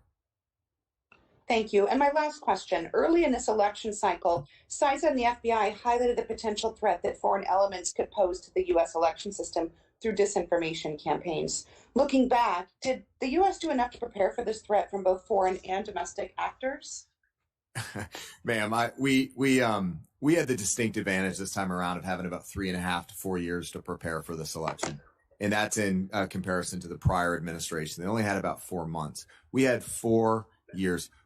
I know my team, we took every moment of the day to think through any number of scenarios. I've talked about it often that I was paranoid, that we were looking for every angle that we possibly could. And I think that ultimately benefited us from a preparation perspective when it came around, and that we had a full range of scenarios we'd work through, that we improved security at the state level. But ultimately, it came down to those perception hacks. It came down to disinformation. And I think rumor control was an incredibly valuable tool that we need to think about from a government-wide perspective, how rumor control, I've said rumor control as a service. How can we use rumor control to help ensure counter disinformation on the vaccine for COVID as it rolls out? Those are the sorts of things we need to be thinking about. Thank you. Mr. Chairman, I overextended my time. I yield back and thank you for your indulgence. Well, thank you, Senator Sinema, for participating. I do want to just warn Mr. Palmer and Mr. Ryan, first of all, apologize for not having maybe any questions directed your way. I will, at the tail end of this, we have another quick round of questions here. Senator Peters has some. But I will ask you a couple questions. Then what I will tell all the witnesses as a final summary, this actually I got from this technique from Senator Carper, is we'll give you each an opportunity to make kind of a final statement, things that either you weren't asked that you wanted to be asked about, or something that you just think needs to be said during this hearing. So we'll do that, but I'll first turn it over to Senator Peters for some extra questions. Thank you, Mr. Chairman. A question for Mr. Krebs. As you know, you and I have spoken about the rise of domestic extremist violence in the country and how we need to be conscious of that rise. And in August, the FBI and Department of Homeland Security memos reportedly warned of threats by domestic extremists to election-related targets in the run-up to the 2020 election. Unfortunately and sadly, these warnings seem to have been well warranted. Since President Trump's false claims of widespread voter fraud, local election officials across the nation have faced harassment. Some of them have faced death threats against themselves and their families.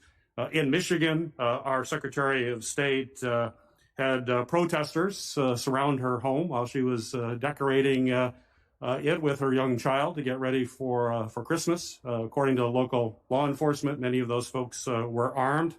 They were repeating some of the president's false allegations of widespread fraud in an intimidating way. And after speaking out defending the integrity of the 2020 election, it's my understanding that you and your family also faced threats. In fact, it required us to take some and make some arrangements for your security to be here today to testify in person. On December 1st of this year, a top Republican election official, Gabrielle Sterling, in the Georgia Secretary of State's office, held a news conference urging President Trump and Republican lawmakers to stop attacking Georgia's election system with baseless claims of voter fraud. And in that news conference, Mr. Sterling said, President Trump was, and I'm quoting Mr. Sterling here, quote, inspiring people to commit potential acts of violence, end of quote, and that, new quote, someone's going to get hurt, someone's going to get shot, someone's going to get killed, end of quote.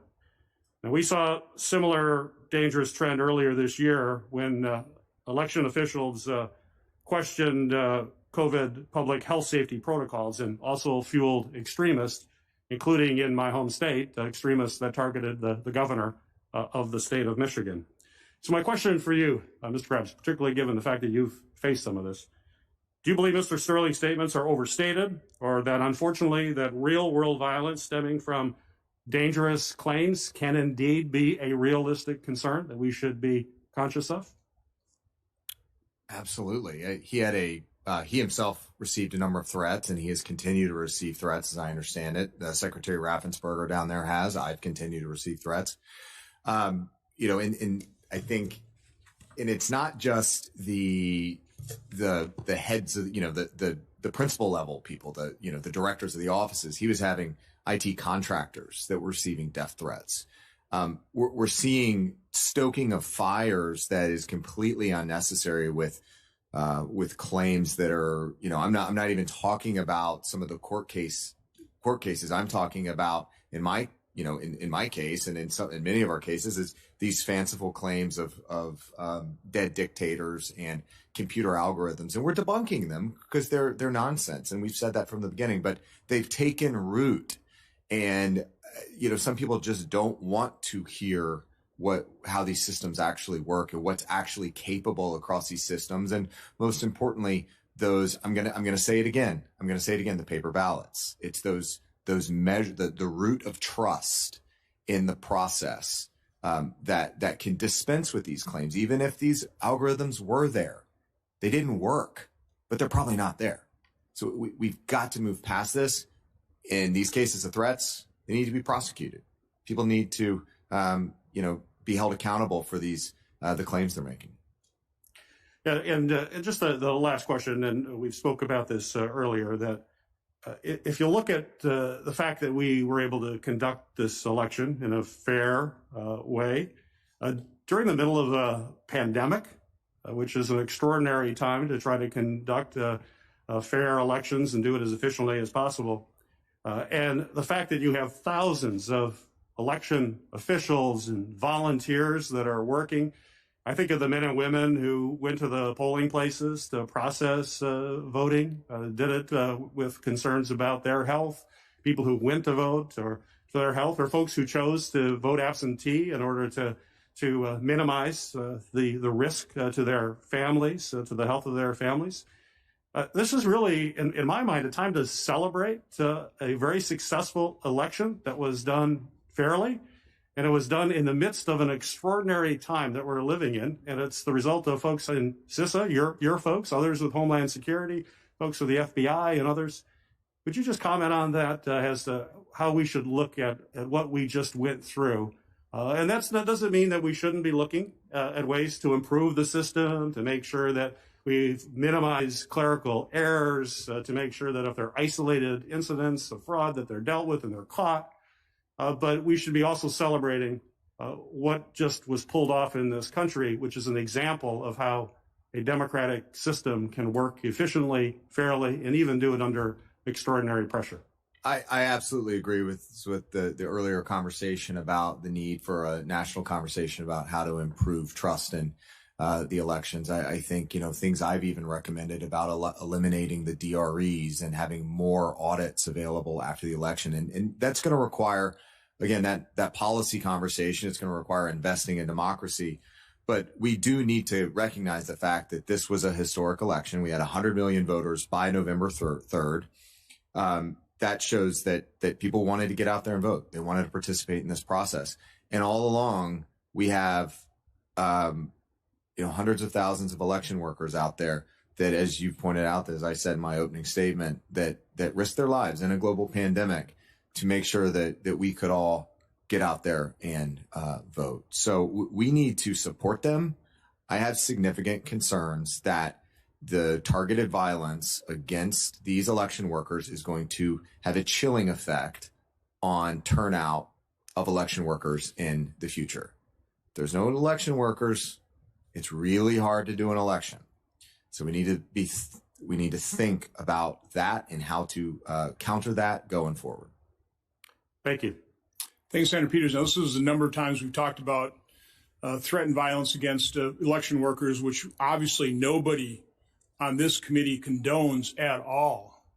At all. I certainly hope there's not an inference in all this discussion that this hearing is going to spawn some of that.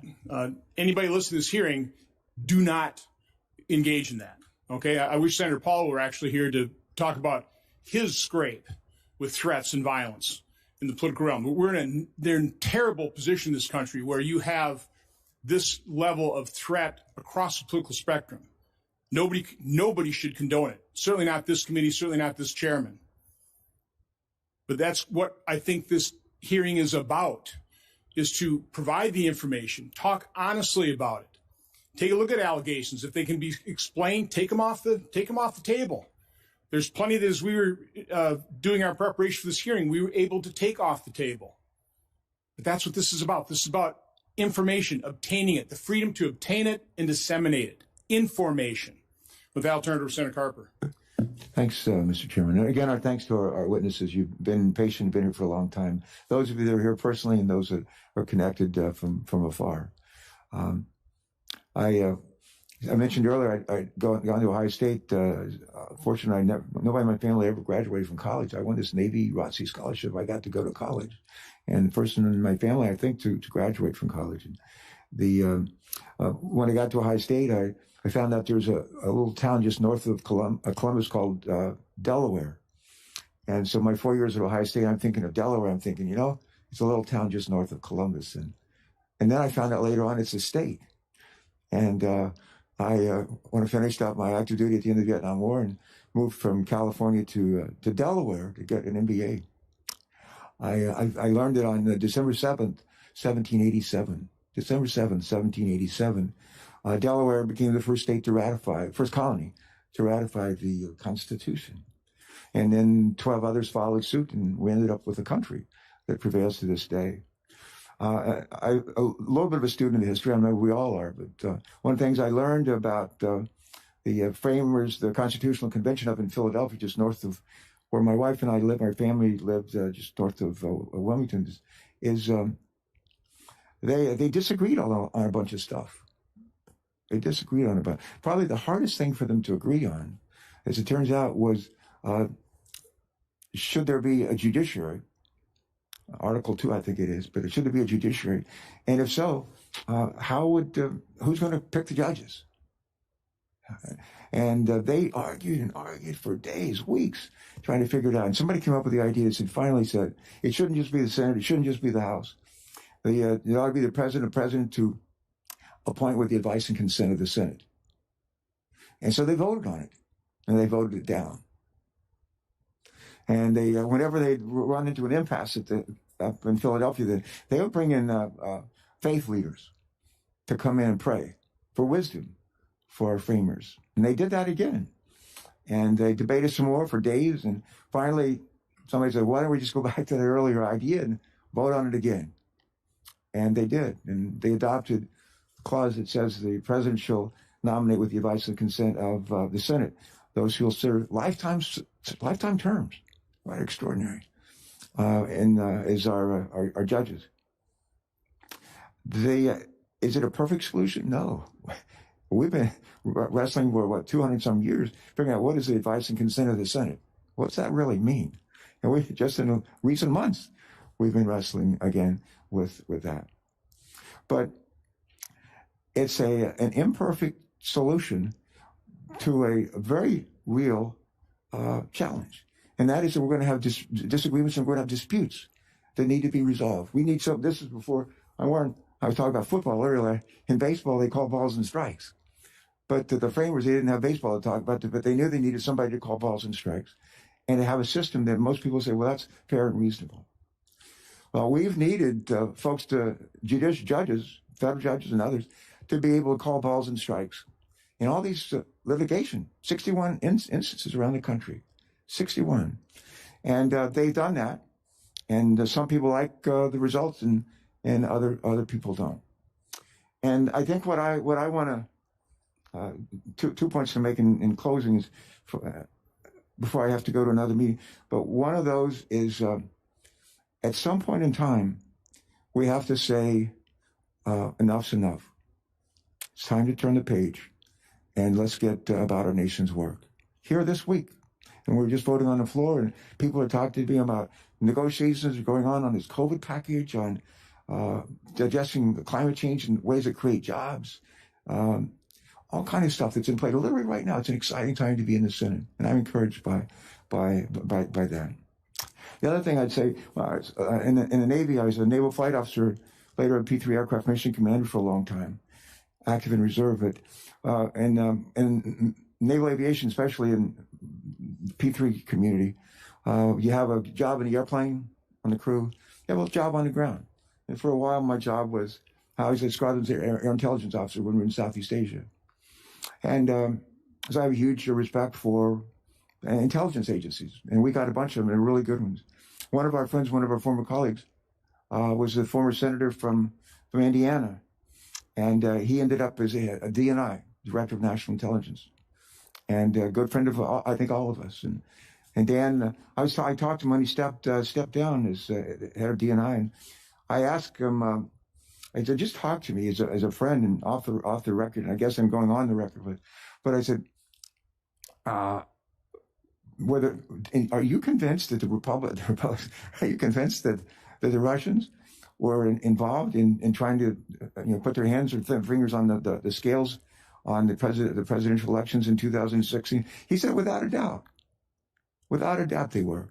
And I said, well, there's like 17 or so intelligence agencies. They say, does some of them feel that way? And he said, no, all of us do. It's unanimous. Everybody feels that the Russians were interfering in our election in 2016, and they wanted to change the outcome. And they said they weren't trying to help Hillary Clinton. They were trying to help Donald Trump. And I'm not asserting that they were doing that at his request, but in a way, maybe they were, come to think of it. But there's no question they were involved, and with the purpose was a single purpose: the Russians, and we caught them red-handed, and we've been dwelling on that for 4 years now. We need to get over it. We need to get over it.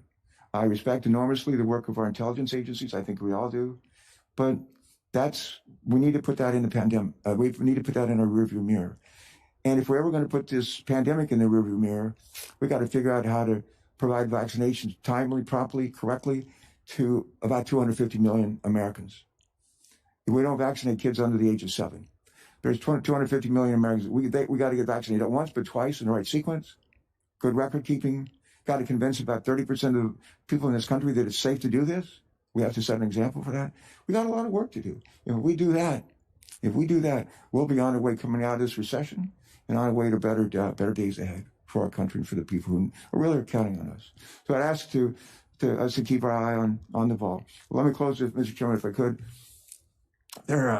We only have 3 counties in Delaware. The southernmost county is called Sussex County. And there's a town in Sussex County called Seaford, which is famous for being the first nylon plant in the world. It was built in Seaford, Delaware. And they had like 4,000 people working there from World War II up until about 10 years ago. And there's a church close to the plant there. It's a Methodist church. And the minister used to be there as an old guy, Reverend Reynolds, whose son was a Republican state rep and a football coach and a great guy. And Reverend Reynolds, when I got elected governor, he said to me, he wanted to come and sit and talk to me and visit with me and share some thoughts. And I said, sure. And everybody's known in our lives, I'm sure a chairman or ranking member, people that we've known in our lives, they're just wise. They just have a lot of wisdom, and every now and then they share it with us. And he came to meet with me, and he said these words. We had a lovely conversation. I actually had lunch together. And he said to me, just remember this, Tom. He said, the main thing is to keep the main thing the main thing. That's what he said. The main thing is to keep the main thing the main thing. I sat there and I said, what in the world are you talking about? It took me a while to figure it out, but I finally did. And I would just say, The main thing here is to keep the main thing the main thing. And that is we have this gift, the Constitution, that's not perfect, but it actually puts us on a course for a more perfect union, a more perfect union. Hopefully we're going to learn from these, what we did well in this election and what we didn't. And years from now, people look back and said, well, they kept their eye on the ball. They kept their eye on the main thing. If we do that, history will look well on our efforts. So thank you, Mr. Chairman. Thank you to our ranking member, Senator Peters. Thank you. And to our witnesses again. Thank you all. Thank you, Senator Carper. And again, appreciate your outreach this morning. I would say the main thing of this hearing is the fact that we need to have confidence in the integrity of our election. And we have to recognize the reality that right now, and quite honestly, for the last 4 years, that hasn't existed. 2016, illegitimate result, resistant. You remember the famous tweet by Mark Zaid. I can't remember that off the top of my head, but something like, coups begun, impeachment will follow. That's what we've been living with 4 years. Different election, different result, different side. And the reality is people have concerns. And I'm just saying these are legitimate concerns. You mentioned the courts. I've acknowledged the process has worked its way to a conclusion. I've got something like 59 court cases. Now, many of these, as Mr. Troop has talked about, some were not decided on the facts. They're just decided and dismissed based on standing, which is, again, that's our process. That's a legitimate decision by a court, but it's not very satisfying for people who have some facts that want to be considered by a court. Or Mr. Banal, the same thing in Nevada. So to deny the reality that we have a problem, a very serious problem, that's not the main. The main thing is we have to acknowledge that problem and we have to work together to fix it, to restore the confidence. So let me just see if I can wake up Mr. Ryan and Mr. Palmer, make sure they're there. Ask a couple of questions of each of you, and then I'll give all of you the opportunity to kind of make a relatively brief. I mean, this is actually a long hearing for us. I know the Judiciary Committee sometimes goes on long, but this is a long hearing for our committee. And I really do appreciate the involvement of as many members who took this thing seriously. But Mr. Ryan, are you there? Yes, sir. I am. Thank you, Senator. Okay. Sorry about that. I hope you had lunch or something in the interim. Representative Ryan, in our conversations, you were talking about, as Mr. Banal talked about, your inability to get access to certain things that, I would hope Director Krebs would agree should be transparent, and that those of you having questions about or even challenging results should have access to in order to mount an effective challenge. Can you talk a little bit about that? Absolutely, Senator. As a former chair of an audit committee of publicly traded companies and currently the chair of the audit committee, the public school employee retirement system, the control environment is a critical component of it. Mr. Krebs is referring to, as an example, the security systems, and I don't dispute his comments on that at all. And I applaud the great work that's been done at CISA. But until the entire control environment, that's the tone at the top, has been properly evaluated and documented to where you can have a Six Sigma or lean systems approach that allows you to be able to have this transparent, auditable result, it violates one of the basic principles of any systems of internal controls.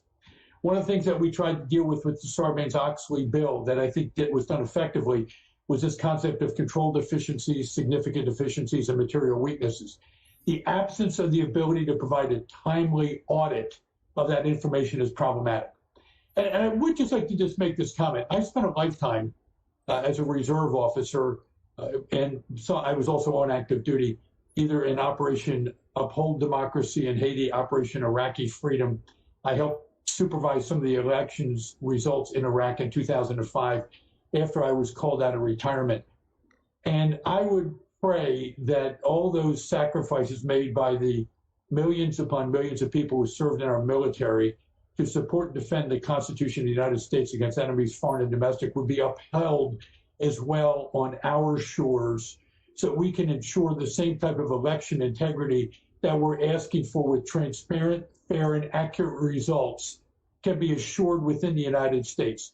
We know 44 of the states apparently went off without a hitch. So we have 6 states that we're dealing with. That's a pretty good track record. But unfortunately, when you consider the fact that the 4 of the states were that razor-thin margin close, the results of the election could have been in question. I concur, Senator, that most of the results have already been looked at from a challenge from a legal perspective. So it's probably a moot point for the current election, but I pray that the Senate will take up this battle standard and say we need to really reaffirm to make sure that the people have the faith and confidence in our election systems. I try to live by a triangle of faith. The faith is to believe is to have faith, and to have faith is to have trust.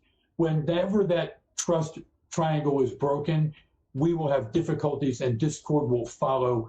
And I pray to God that every person listening to this testimony hears your words and says, let's have a peaceful resolution of all of these concerns that we have so we can get on with business as usual.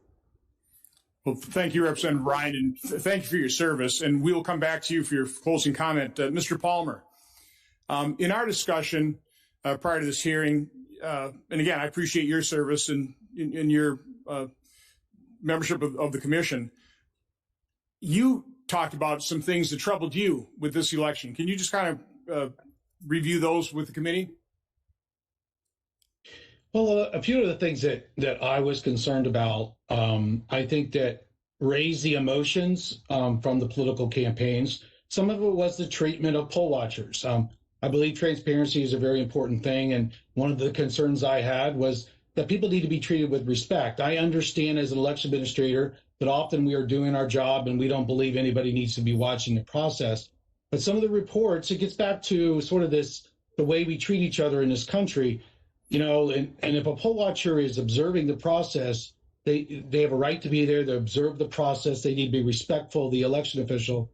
There were some significant reports that process was, interfered with, and people were treated very poorly. And it's not the first time. I worked at the Department of Justice in the Civil Rights Division, and one of the things that I saw often was based on party or race. You know, citizens treat each other poorly, and even in the context of elections. And so I think that we need to make a commitment of respect toward each other and to each political campaign. I think that was the major issue. I think that hearing a lot of the reports about the inaccuracy of the voter rolls, I've been talking about this for a long time. It's because there's just not the focus or the resources provided at the state or local level, in my opinion, to maintain the accuracy of the voter rolls. I think that a lot can be done in a nonpartisan way, in a very smart way with technology. Election officials don't often have the latest technology, and so upgrades to voter registration systems and to resources of data can help them clean and make sure their rolls are as accurate as can be. And frankly, I just think that this has become somewhat of a partisan issue, and therefore any attempt to maintain the accuracy of the rolls can be seen as a negative. This is what happens, is that if you have highly inaccurate rolls, then there's perception of fraud. Sometimes there's actual fraud. We actually see that. And it may not change an election except in a close race, but our job as administrators to make sure that there is no fraud and mitigate and minimize any irregularities. That's the goal. Only with technology and resources and a commitment to doing it will we see those instances decrease. And that's I believe technology and resources are some bipartisan ways to decrease that, sir. If you could also, because your commission does act to certify some of these voting machines, not all of them, but in some states you do, can you just quickly, and I mean quickly, go through kind of what that certification process is? And I think that was one of the issues you did see is, somebody trying to get back into those machines inside that certification process. Well, we have a certification process for voting systems. One of the vulnerabilities that we have, and I believe ᔕTOTE would agree, is that the non-voting systems that are tied to the internet, they perform important functions like voter registration, electronic poll books. There is no standards or testing. And what's one of the things that we're trying to do at the EAC with adequate funding we could do. But it's a big gap in our defenses. And it's one that we may not have been burned this time, but it is a vulnerability and we need to take care of it. Okay, well, thank you. Well, now we'll move to closing statements here, and we'll go in reverse order. So again, former Director Krebs, again, I appreciate your service to the country. I appreciate what you accomplished. I mean, as you know, I've acknowledged that repeatedly. I mean, I think the fact that we've gone from 82 to 95% paper backup, that's all great stuff. And I certainly appreciate you coming here and testifying today. So I'll let you, with any closing comments, go ahead. Thank you, Chairman Johnson. I'm going to keep this short because I think this is a historic hearing for me. This may be the longest hearing that I've had in this chamber. So I will try to wrap this one up quickly. First is thank you to you for your ongoing and constant support of CISA. You were key in getting us across the finish line in the Senate and ultimately in November of 2018. So thank you for your leadership there, supporting other key initiatives for the agency, including the administrative subpoena bill. So thank you for that. Just a quick comment to the team at CISA, if they're watching, it was an honor to lead. Thank you for that opportunity to lead you. You've got a great future ahead of you. Keep at it. And then lastly, thank you to the other witnesses for showing up today, and thank you for what they do. But again, thank you to your leadership here, and good luck. Although maybe based on the retention issue, you might encourage them to stay a little bit longer, but I'll do that. Mr. Bunnell. Thank you, Mr. Chairman. We cannot ignore voter fraud away. We can't just wish it away. Unfortunately, that's what the media these past weeks has been trying to do. In the most biased reporting I think I've ever seen, where even in headlines, they try to claim that the evidence I've seen with my own eyes is somehow not there. We can't wish it away. It is just simply right now a gaslighting attempt on America. This is real. This happened. We have to address it. We cannot intimidate the problem away. Rightfully, much testimony today has talked about why it's so important that government officials, election officials, not be intimidated. But myself, the lawyers on my team, volunteers, whistleblowers, there's a number of people who have stood up for this fraud that have faced similar death threats, similar intimidation, similar harassment. We don't pay it. I don't pay it a lot of attention because no one is ever going to intimidate me away from pursuing the truth, pursuing the law, representing my client. But we need to make sure that other groups that are out there that are encouraging the intimidation of lawyers, even, from threatening to go after their bar cards on one side, going after their clients, or going after their safety or their lives, that cannot stand either. We cannot stonewall it away.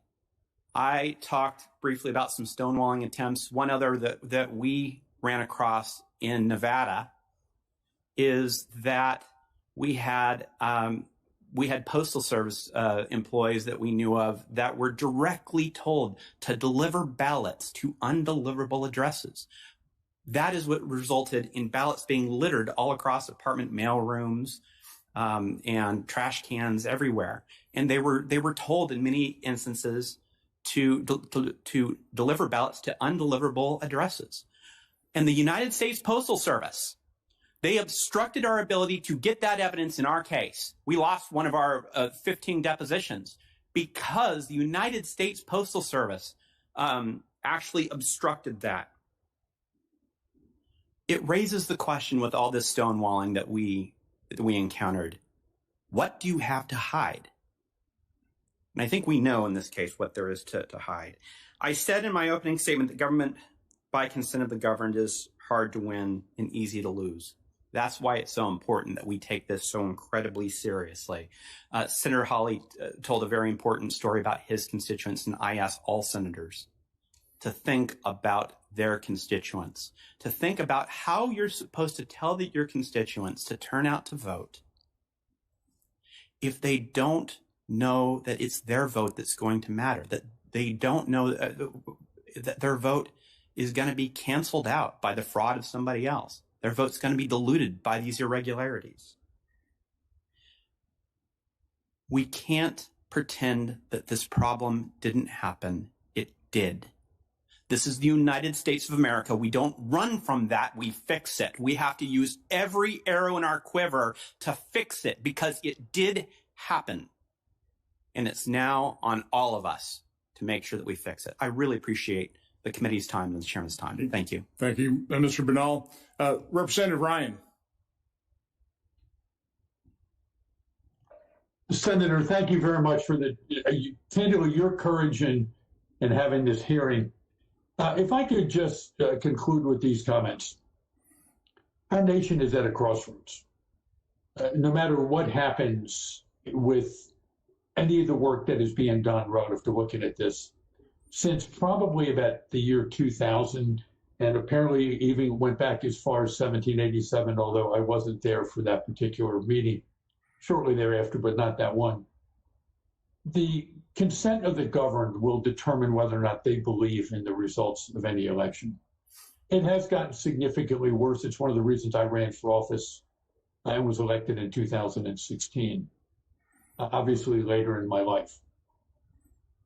We have to examine the processes from start to finish. CISA has done a phenomenal job in so many different respects, and under the concerns relative to COVID-19, I actually recommend using the CISA standards. And for all the poll watchers, all the poll workers, the directors of election, God bless them for the great work that they've done. By the same token, there's a point in time now where we as a nation have to sit back and say, we have to solve these problems. We have to take a look at the entire process from start to finish and the ability of people to interfere with those election results. The ability of the person to be able to change the system of control so that we can no longer rely on it. I've heard some of the comments today, and I go back to what I heard in 2007 and 2008 when I was a practicing CPA, keeping companies out of bankruptcy, and Meredith Whitney was bringing up the concerns she had about the strength and stability of the banking industry, and she was vilified. Michael Lewis, when he wrote The Big Short, was vilified. The assumption was that no documentation loans were not dangerous. Ignore that concern that both of them had, nothing to be concerned about. Shortly thereafter, there was a triggering event and the housing bubble burst, and the United States was thrust into one of the worst issues that we've had to deal with financially in a long time. Many states are still recovering. I would tell you we are at that seminal moment today relative to the sanctity of our elections that have probably been building since 1787. But now is the time for all of us to sit back and say we need to not vilify one another. And Senator, I applaud you for your willingness to get to an open, transparent basis here. But we need to sit down and do these types of hearings. As much as the Band-Aid being pulled off may be painful, we need to expose these concerns so that people, the 150 million people who voted, can once again feel with confidence that the election process works and their vote mattered. Senator, thank you for your time and for the great work of your entire staff. Well, thank you, Representative Ryan, for your testimony and your service to this country. Mr. Troupis. Senator, thank you very much. I want to say that right off the bat that I'm honored to represent the president.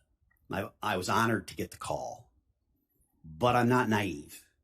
One of the reasons I was called is because virtually every major law firm in this country and in this city refused to represent the president, not because of the lack of merit of his claims. We've certainly demonstrated there's merit, but because of the cancel culture, because of the environment that has been created by the left that has intimidated lawyers. So they can't be here.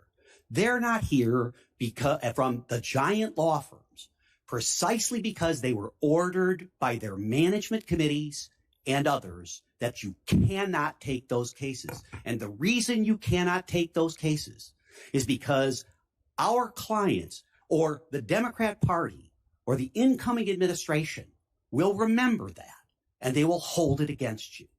That's a sad state of affairs. As a former judge, I was so incensed by that I took the representation. That was the ultimate reason I took that representation. And I've heard a lot today about what went on afterwards, as if these latest threats are coming from the right. Remember why and how this started after the election. We need to have faith in our court system. We have to acknowledge that the court system has been deeply intimidated by the left, just as the lawyers have been intimidated. And that is a sad, sad state of affairs. And I so much appreciate, Senator, that you're holding these hearings, because otherwise, as we're finding out all over the country, these items just disappear.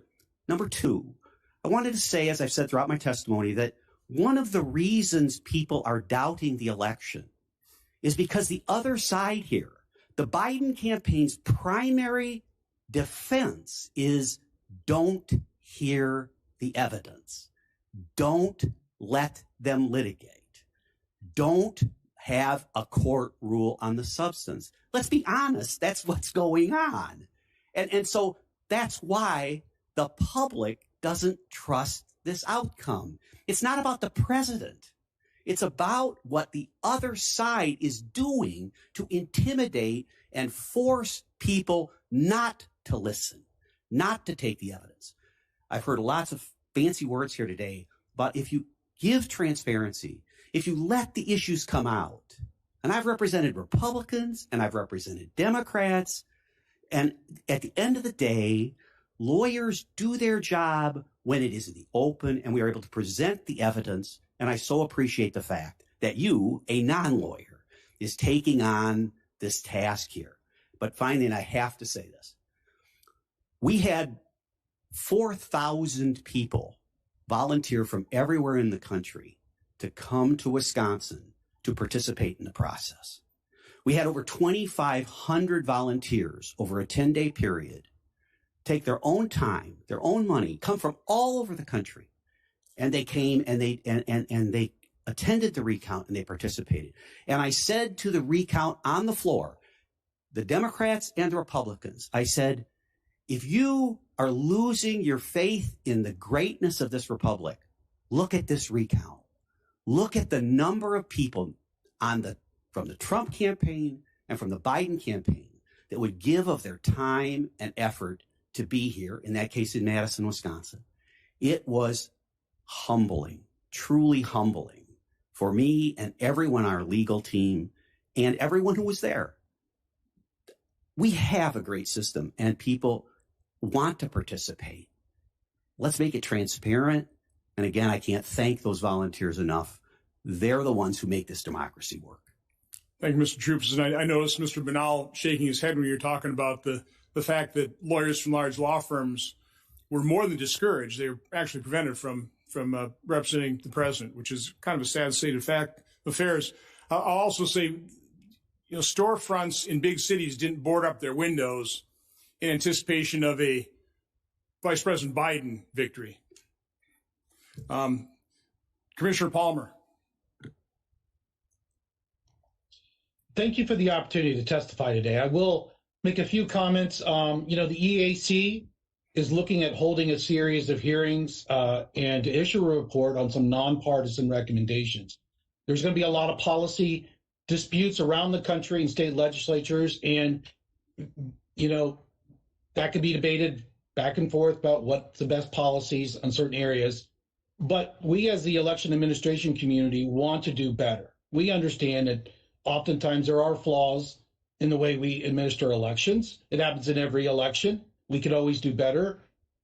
The way we respond in the election administration community, just like the military, is more education and more training and more resources when available.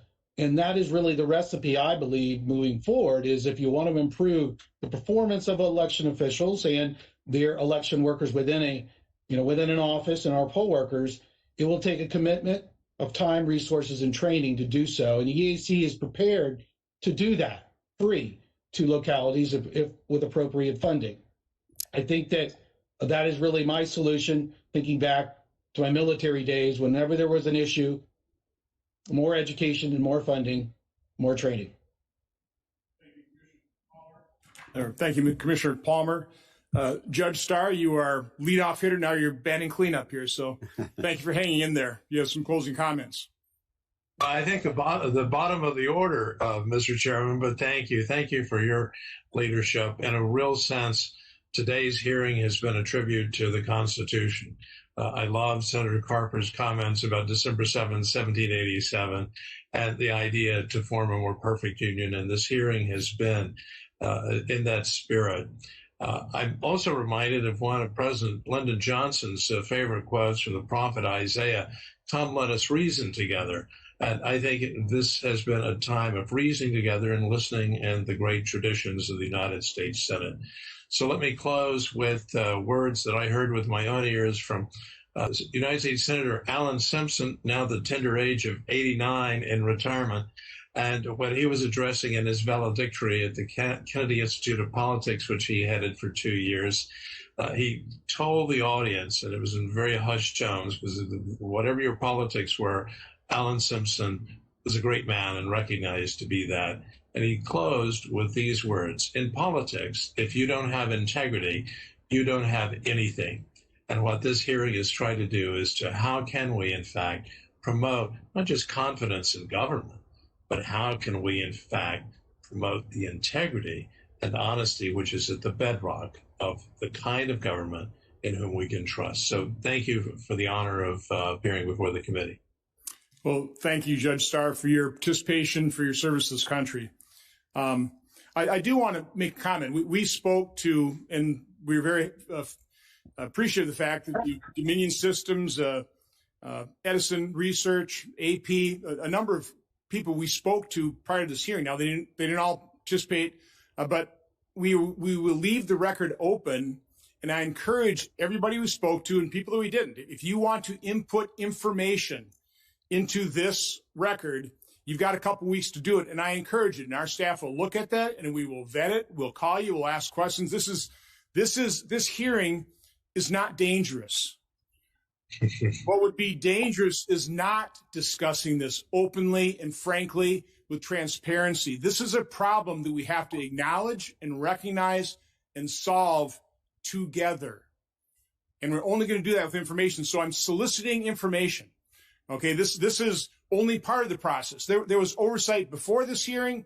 There needs to be oversight after this in the next Congress. Hopefully I can work with Senator Carper, who I think we all recognize has done a pretty good job of outreach here and some pretty bipartisan words here. So I'm hoping that's how we can move forward, because I truly think as Americans, we share the same goal. We all want a safe, prosperous, secure country, state, community. That's what we want. We want to be able to raise our children in safety and freedom. And the way it works in this country is through participation in the democratic process. So I think everybody in this panel wants to make sure that we have good participation. We encourage citizens to participate. We also want every legitimate vote to count. But we should be every bit in favor of making sure that every vote is legitimate. And that's what this is all about. If we can put the controls in place and actually act on them, it's great having paper ballots, but you have to have access to look at it to give yourself confidence in the current election and moving forward that, okay, this all worked out. Wisconsin's recount, totally honest, our count was almost 100% accurate. Other issues, but again, I think Wisconsin, we got a pretty good level of confidence. So we run our elections right now. I'll just give another shout out to Jeanette Mertens. My county clerk, my clerk of courts down of Oshkosh, and I'm sure the vast majority are just like Jeanette. We're in really good hands. So conclude, this is my last hearing. It has been an honor and privilege to chair this committee. Hearing's adjourned.